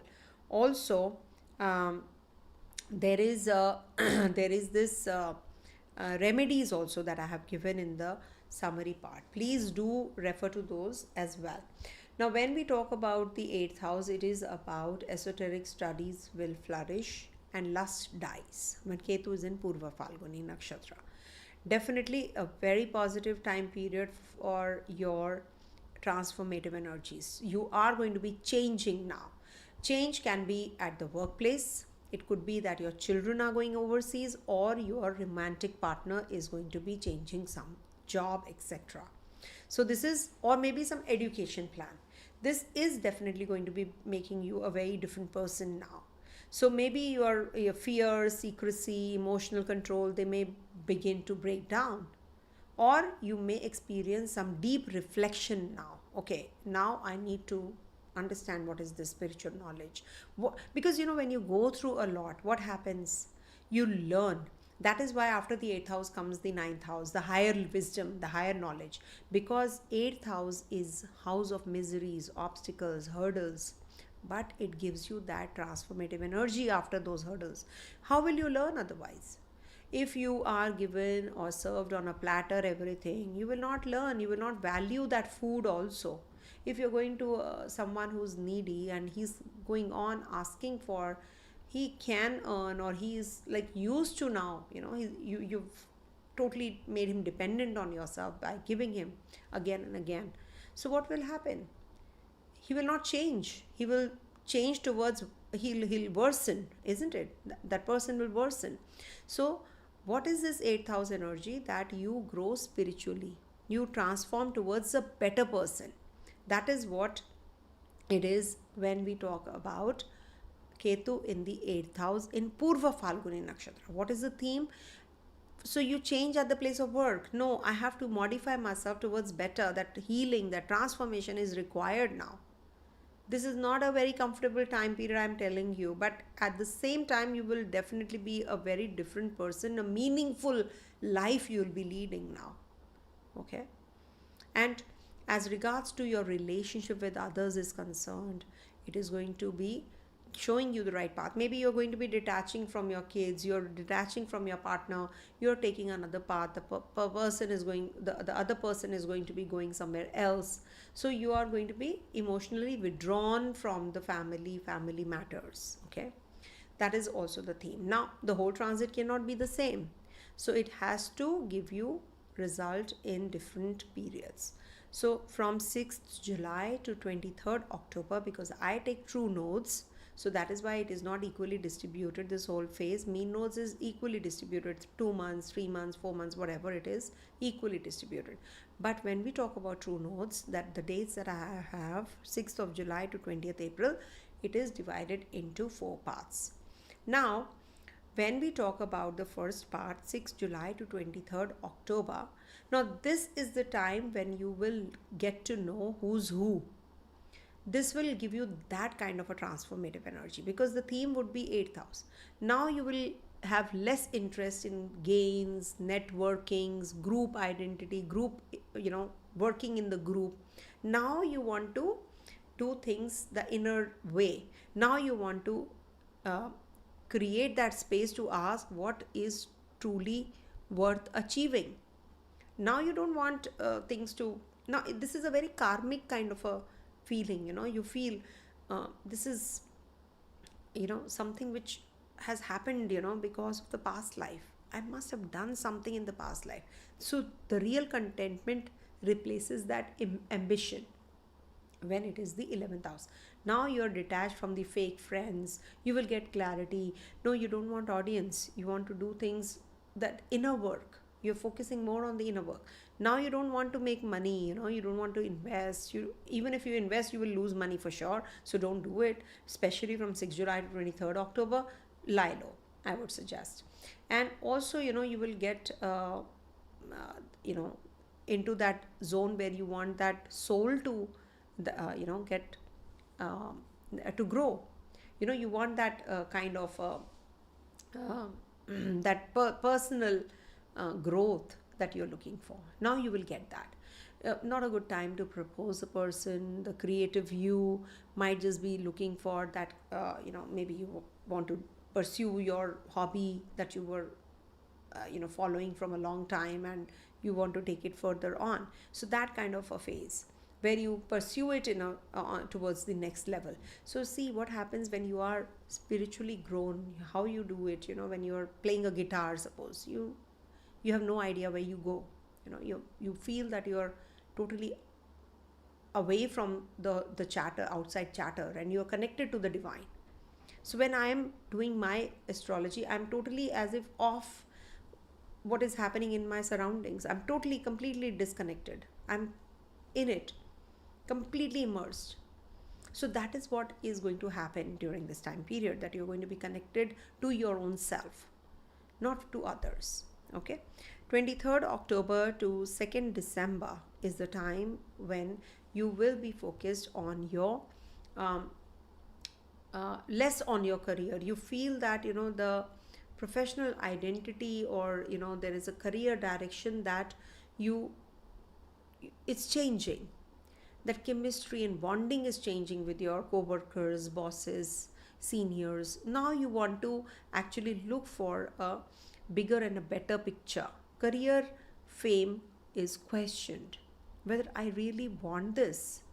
This Ketu will give you many questions in your head for sure. Whether I really want this, do I really deserve it, or do I really need this? Less is more. That is what, you're doing many things at the place of work, but you're not satisfied. You feel, no, this is something that I really don't want. So if I don't do it, it's fine. That kind of a feeling will come in. So it's not that you will not stop doing your karma, of course not, but you feel that disconnection with others. Quit performance based leadership. This is the time to do so. Also, you face your public image may fade during this time, but the soul begins to strengthen. True work now becomes service, not social achievement. Okay, so if you want to go in for a job change, you will be doing it during this time. Okay, you can do it also. And then it is going to be from 2nd December 25 to 1st January 2026. Now this is the time, generally it's said that it causes detachment from teachers, gurus, mentors, structured belief system. Okay, you may question your religion, philosophy, or connection to the traditional values. Long journeys may be cancelled or lose personal meaning. There is a silent shift in how you look at the bigger picture, the higher truth. You want to connect with that higher truth now. Okay, it actually will remove that false faith and leave space for personal wisdom. That is something which is very important, that takes ages and ages, for someone, to achieve that kind of state, isn't it? So that is what. And then it is going to be from the 1st January 26 to 20th April 26. It's going to be in your 8th house, Virgo Tama. That is the Navamsa I'm talking about. 4 Navamsa is going to be PurvaPhalguni transit. So this may bring about hidden fears, karmic baggage, past life deaths to the surface. It can lead to relationship breakup, sudden endings, internal shifts that force letting go. So make the best use of this transit, because it is definitely very positive for you. It gives you that clarity also. Okay, what exactly are you looking at? What do you want from others? This is a transformative energy also. Okay, so this is what. And I think you can ask questions. Somebody has already asked. Let me see. Let me remove this first. So Capricorns, you can ask questions if you have any. Okay.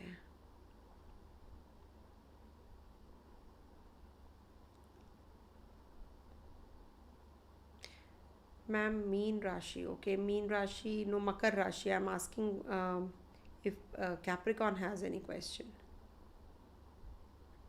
Should Capricorn ascendant travel on the 19th July? Okay, see, 19th July is the tight conjunction of Mars and Ketu in the 8th house. Okay, so if you can avoid during that time period, especially when there is a Kal Sarpa which is active again from the 15th of July till the 21st of July, I would suggest and request, if you can, see, I've made a video, a short video. If you have a dasha of a planet which is connected to the 8th house, which is connected to the 11th house, which is connected to the 3rd house, if you have that dasha, or 2nd or 7th house, then definitely it is supposed to be avoided. But if I keep traveling, you all know that I keep traveling. Now, why to have that kind of fear if you are having anything, if you don't have any kind of combinations in your chart? If you have Alpayu combination in your chart, then also you should see. I've made a video of the same, please watch it. If there is anything like that in your natal chart, then definitely avoid, because the transit positions are not looking that great. All the planets are in Rahu Ketu axis till 21st July. Okay, so if you can travel, see, in and around 21st itself, it's not going to happen. Remember, no transit positions will trigger an event on the very same day. I always say that. So in and around plus minus month, 2 months, week, 10 days time, we do take. Okay, so plan accordingly. So I am also Capricorn moon in D1 and D9. So it is good, no? So what do you want to know? My Ketu is in PurvaPhalguni in D1. I'm scared I have ruined my relationship. See, Yasmin, you must understand that it is your 8th house transit, which is PurvaPhalguni in your 8th house. So it will give you issues in your love relationship. It will give you either in your career. So you have to pick and choose. 2 places are getting active. So how you manage things, especially, till the 25th of July, 26th of July, Venus is going to be also in your 5th house. So this can create some issues here and there, because it's a Yoga Karagraha, so it can create problems in your relationship. So you better take care of your job now if you're working. If you are a student native, then also you should take care. Yeah, Ketu is in the 8th house, I know that. So to take care, of your health also. This might just give you health issues. Coming to the next one, that is Aquarius. All right. So for Aquarius natives, Ketu is going to be transiting your 7th house. Okay. And 7th house, it is going to be in PurvaPhalguni-Nakshatra, ruler being 4th house ruler and the 9th house ruler. Now, this can bring about, when you talk about 7th house, firstly, I must tell you that the details of Venus's transit and Sun's transit are very important, because they're forming a connection with Ketu. So please, from time to time, do make a note of the transit positions of Venus and Sun. That is going to make a lot of difference. Secondly, do the remedies that I've given. They are generic remedies, everybody can do. I just forgot one remedy of ashwagandha consumption. You can take ashwagandha root also before sleeping. That is also good before going to bed. Also, 7th house will tend to develop many health issues. It can give you distress, pressure mentally, and lot of misunderstandings in your married life also. There can be some expenditures or financial losses that you can incur. Be careful. See, all negatives I'm not going to give you. I'll tell you that what you can do, that is something which is going to help you also. And it's 7th house's karmic romantic separation is likely. So remember, if at all you are having any karmic issue, karmic relationship with that person, it has to end. It is time. So just don't push things. Always remember, something has to end. Maybe a business proposal that you wanted, a business setup, or maybe a relationship, or maybe with others you are going to be getting very jittery about in relationships also. So that is something you have to be cautious about. It can give you either or these kinds of issues in relationships also with the 7th house transit. Now it can also you can get attracted to someone also during this time who's very spiritual. And you can be very lazy also. Be careful about laziness with the you can do some unethical things, because Rahu is in the first house also, not to forget. So that is what. And then Ketu will be transiting through the different Navamsa. The whole transit of Purva Falguni cannot give you the similar kind of results. It's also going to be making you emotionally withdrawn from your mother, from your family, from your home environment, because it is the ruler of the fourth house also. Or maybe you are thinking of buying some property, etc., or vehicle, etc. Now you drop the idea. Why do I need it? I should not change the vehicle, etc. You have to travel. Now you want to take it easy. Okay, let's take it easy. I don't have to travel now. It's not important. Maybe you had to go for some something which could be averted. Maybe some kind of project that you wanted to take up overseas. You could do it online also. So you have no lust of traveling now. People don't have that that I have to sit in the airplane or something. No, it used to be there 10 years or 15 years back, that people wanted to 10 years, in fact, not even I would say 10 years back also, it was not there. So when we talk about anything which is not that very important, you can definitely give it away. You can just be. Belief systems melt. Pilgrimage may just be taken up. Any kind of pilgrimage, if you want to, something which is not very important, you can avoid, but you will definitely travel for some kind of pilgrimage, or you want to learn something during this time, some higher studies, higher education also you can take up. Now with this Ketu transiting your 7th house, I have divided into 4 parts. What are the 4 parts? They are the Navamsas, because Ketu will be in 1 nakshatra in 4 padas. So that is something which is going to be playing out the most important role when we talk about Ketu's ingress here. So it is going to be in Scorpio Navamsa, that is your 10th house Navamsa, 6 July to 23rd October. Now 10th house Navamsa means that you will be quitting your job, maybe you're going to be traveling, you are going to be making some important decisions regards to your workplace, and it can bring about some confusion also with your co-workers. So be careful during this time period. This can be the time when you will be because it is the 10th house, so this might just bring about some issues at your workplace also. So be careful. It can be an abrupt ending also, so be careful about all this. You can't just be making decisions based on what the others are saying, what you should be doing about suppose you can definitely compromise on certain places, but you're not looking for that kind of, you lack purpose. Sometimes what happens, you just want to let go of things. You're not thinking of that growth, and you're not looking for that that fame. That's the right word.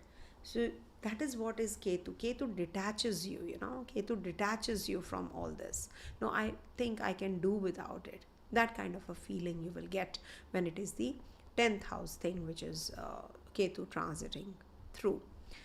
Also, it is going to be in Libra Navamsa, that is 23rd October to the 2nd of December. Now, this is about ending relationship with your guru and starting something new. Now you have a different kind of a feel about your chemistry and bonding with others. You are now taking things in a very different light. No, I don't want, like, you see, the nonsensical things get I would say disconnected when Ketu transits in a particular zone. So whenever you feel that you're least interested in something, remember there is something which is triggering Ketu in your chart or in the sky. Always remember it is, oh, I don't feel like eating this. Somehow I don't have that interest. Or I don't feel like wearing, sometimes I've seen people just drastically change there's a makeover. I don't like to wear any more of Western clothes. I want to wear Indian clothes. So it has to do something with Ketu energy. Okay. So when it is in the 9th house, you might travel abroad for a religious trip. You wanted to travel, but travel for pleasure, but now you're traveling for religious trips. So things have changed. So this is not favorable for your finances though, and some mental physical distress can happen. So you have to avoid arguments, and that too with children, siblings. Be cordial in your relationships during this time period, of course. And then it is going to be in your 8th house, Navamsa, that is from 2nd of December to the 1st of January 2026. 8th house, you must remember that this is that kind of a placement where you have to take extra care of your health, and this can bring about fever, body aches, and you can have lack of peace also. There can be mental distress that you go through, but this is going to be giving you that spiritual edge. You're going to be learning something new. You're going to be working on a new project also. Transformation through sexual healing and studies, esoteric studies may flourish. Maybe you're into astrology or something like that. You are going to be getting into. 8th house is one house which is going to, it's the house of death. That is why something has to end to start something new. So when Ketu is in Virgo Navamsa, something related to your health will finish, and you will definitely get that clarity about the future. You were suffering, you were going through something. Now Ketu will give you that abrupt ending. So it could be that, suppose we have to cut, we get a cut while chopping the veggies, the blood comes out. So now it needs to, that blood needs to stop and healing starts. That cut happened. Okay, that cut has already happened, but we need to heal it now. So it will take some time, isn't it? So that is what is the 8th house energy. So when you are going through a pain, now this, any of the grahas like these, Ketu, Saturn, any of the sun, so these are Jupiter, these are going to heal the wound that you're going through. So anything which has brought any kind of slowdown, or in your travels, in your making money, etc., or anything to do with other people's money, something which was regards to your relationship also, purchase of property, purchase of home, vehicle, anything, education, 4th lord in the 8th. So now you will get that clarity gradually, especially 2nd December 25 to 1st January 2026. This will bring about that kind of clarity. Okay, so try to make the best use of this particular time period, I would say. And then it will be Virgotama in your 7th house. Now 7th house is karmic, romantic separation is likely. That is when Ketu is over Ketu, that is Virgotama. In the Navamsa also in Leo, and here also in Leo. Now this is non-attached love becomes the lesson.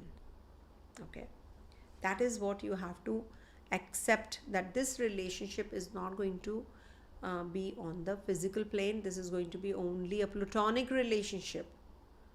Okay, you may have some health issues to deal with. There can be some mental distress also, and a lot of misunderstandings happen when Ketu is here and Rahu is in the 1st house. What happens, you start thinking on those lines, that why things are not working my way, why this person is not behaving the way I wish to.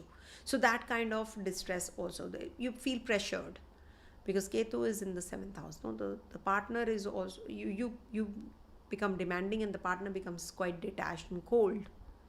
So that is how it brings about those confusions and those kinds of misunderstandings in relationships. Okay, so you should work towards curtailing expenses to keep finances balanced, and also relationships. Okay, so this might just be the time when you have to purchase property, vehicle, or you want to redo your place where you are living. So that is quite likely, and you can.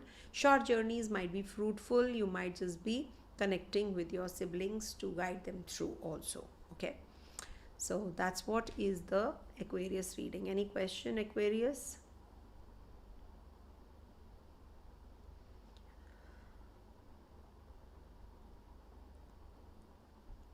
Okay, I don't think so there is any.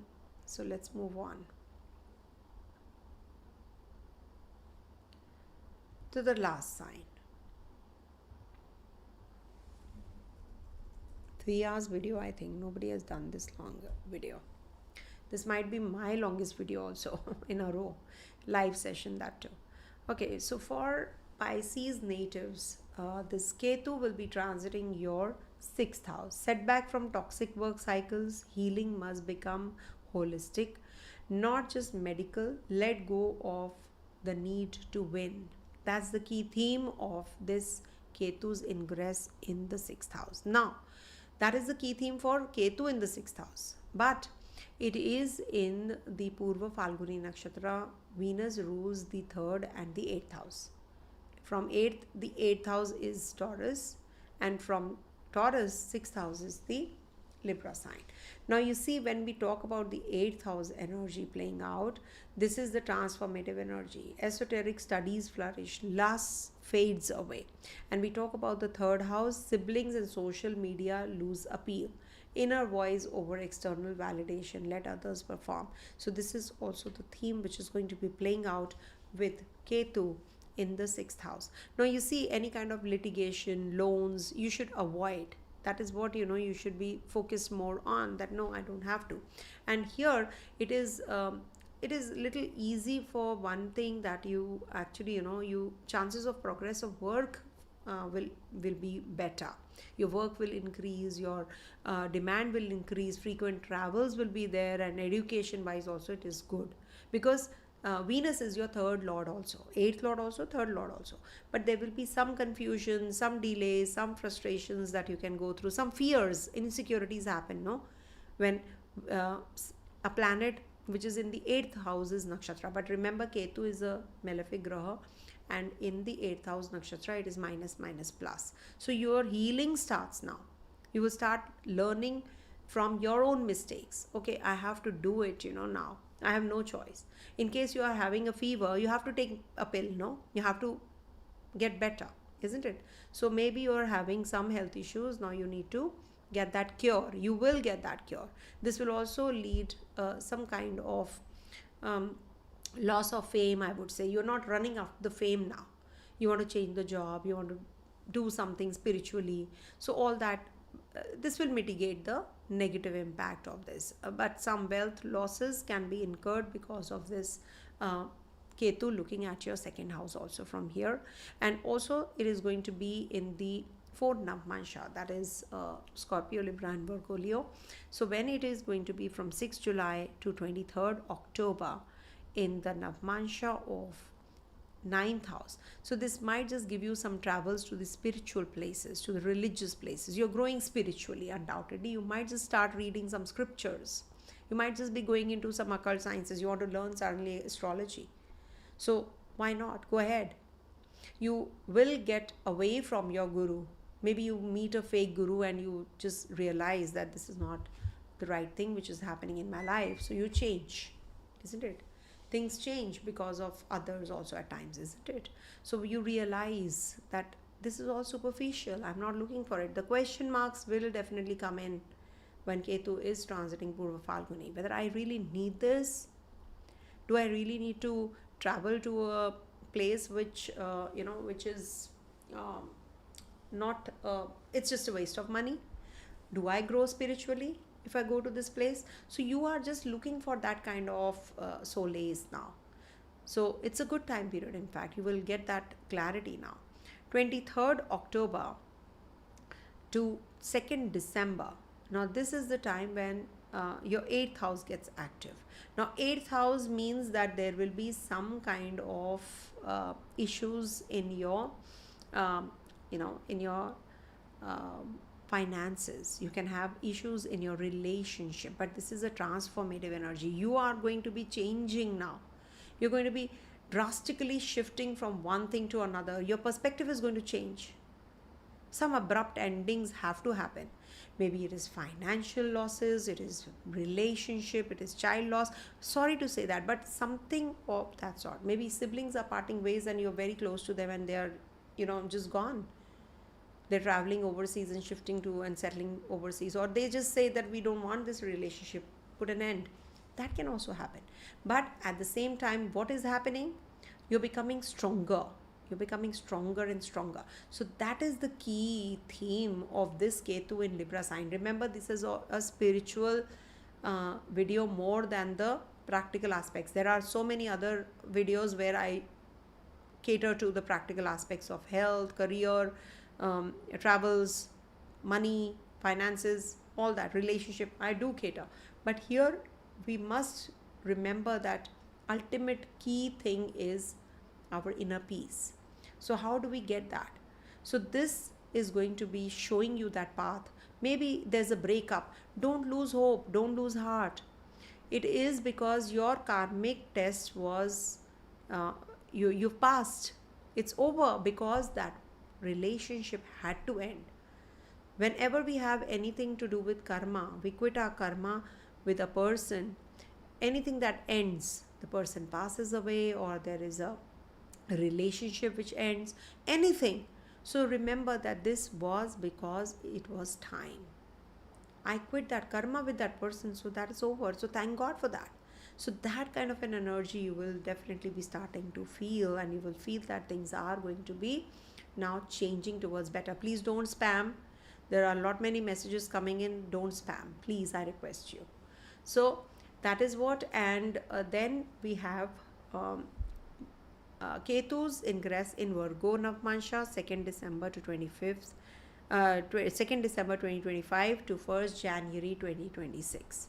Now 7th house Ketu means you are going to be parting ways from your partner, or there is some business proposal which is coming to an end you did not expect. Abrupt ending is Ketu. Always remember.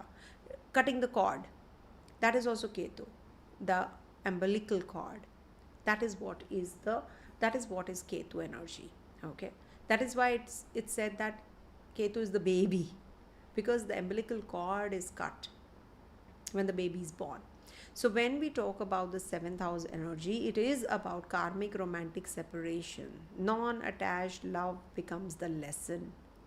So make the best use of this time, I would say. Any kind of toxic energy that you're going through, any kind of toxic relationship that you're going through, now it's going to come to an end. Now you will get that clarity about what exactly is to be done. What next? Those kinds of questions will come in. Should I take care of my health now? Should I do some business? Should I go for travels? Should I go for some spiritual pursuits? Should I meet those kinds of people who are going to be into that spiritual path, who can guide me through? So now you have a bigger picture opening for you. When you have that wound, you're hurt, you need to heal that wound now. That's the next step. So now the wound is there. Now you're on the healing path. So remember that this is the time of healing now. When Ketu is in PurvaPhalguni, I don't have to waste money. I can do without it. Why do I need to spend money on this particular thing? I can go away without it. So that is something when Ketu is in PurvaPhalguni. Okay. Relationship, finances, you can do without, with bare minimum, whatever necessity, the day-to-day routine things that you need. Then Ketu is going to be Virgotama. That is, it's going to be in the 6th house and is going to be over your Leo sign, over Ketu. 1st January 2026 to 20th April 2026. Now 6th house energy is about step back from the toxic work cycles. You will know who's who. You don't really need to prove anything to anyone. You will start feeling that. I'm very creative, I can do it myself. That ego should actually mellow down now. I can do it all alone. I can do everything, and nobody can do without me. That kind of a feeling also you need to come out from. Healing must become holistic, not just medical. Let go of the need to win. If I can't do it, nobody can do it. That kind of an approach you have to leave. You have to come out of it. Okay. So some changes definitely are coming in. Job related, investments, workplace, your own health. You're going to be really working on yourself now. You are going to be on the path of losing weight if you have been gaining weight. Okay. But Ketu definitely says take it easy. Okay. It slows you down. Remember, it is not a fast moving graha, it is abrupt endings. So maybe if you have been going through some health issues, now it will give you that healing. In case you want to take a loan, litigation, you want to start, not a good time period, especially from 1st January 26 to 20th April. Also, litigation wise, 23rd October to 2nd December is also not a good time period, I would say. Okay. So this is what, ma'am, what if, okay, now let me just clear this.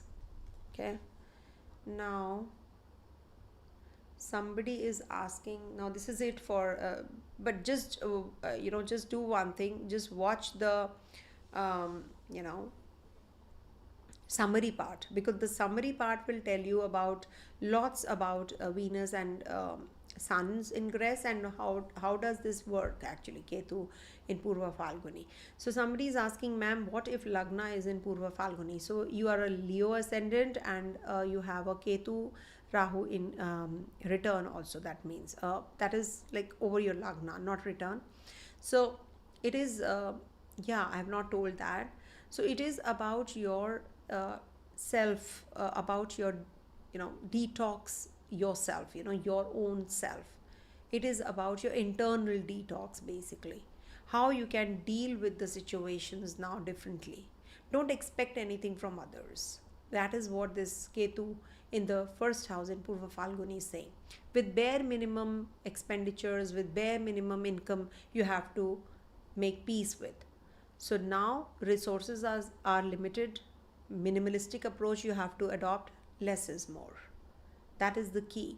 And beautify yourself internally. This is what, become beauty. Not chasing beauty is the key. Okay. So become beauty. That is what is the Lagna, first house, self. Okay. This is going to be definitely giving you that changed person altogether kind of a feel. Okay. Thank you so much everyone for watching. Stay blessed and see you soon with the Saturn retrograde video. Okay, because this was a long stay of Ketu in Purva Falguni, so I thought I must make this video. Thank you so much for all your support. Do write in the comment section if at all you like the video, and do share it with your friends and family also. Stay blessed. Tat Sat.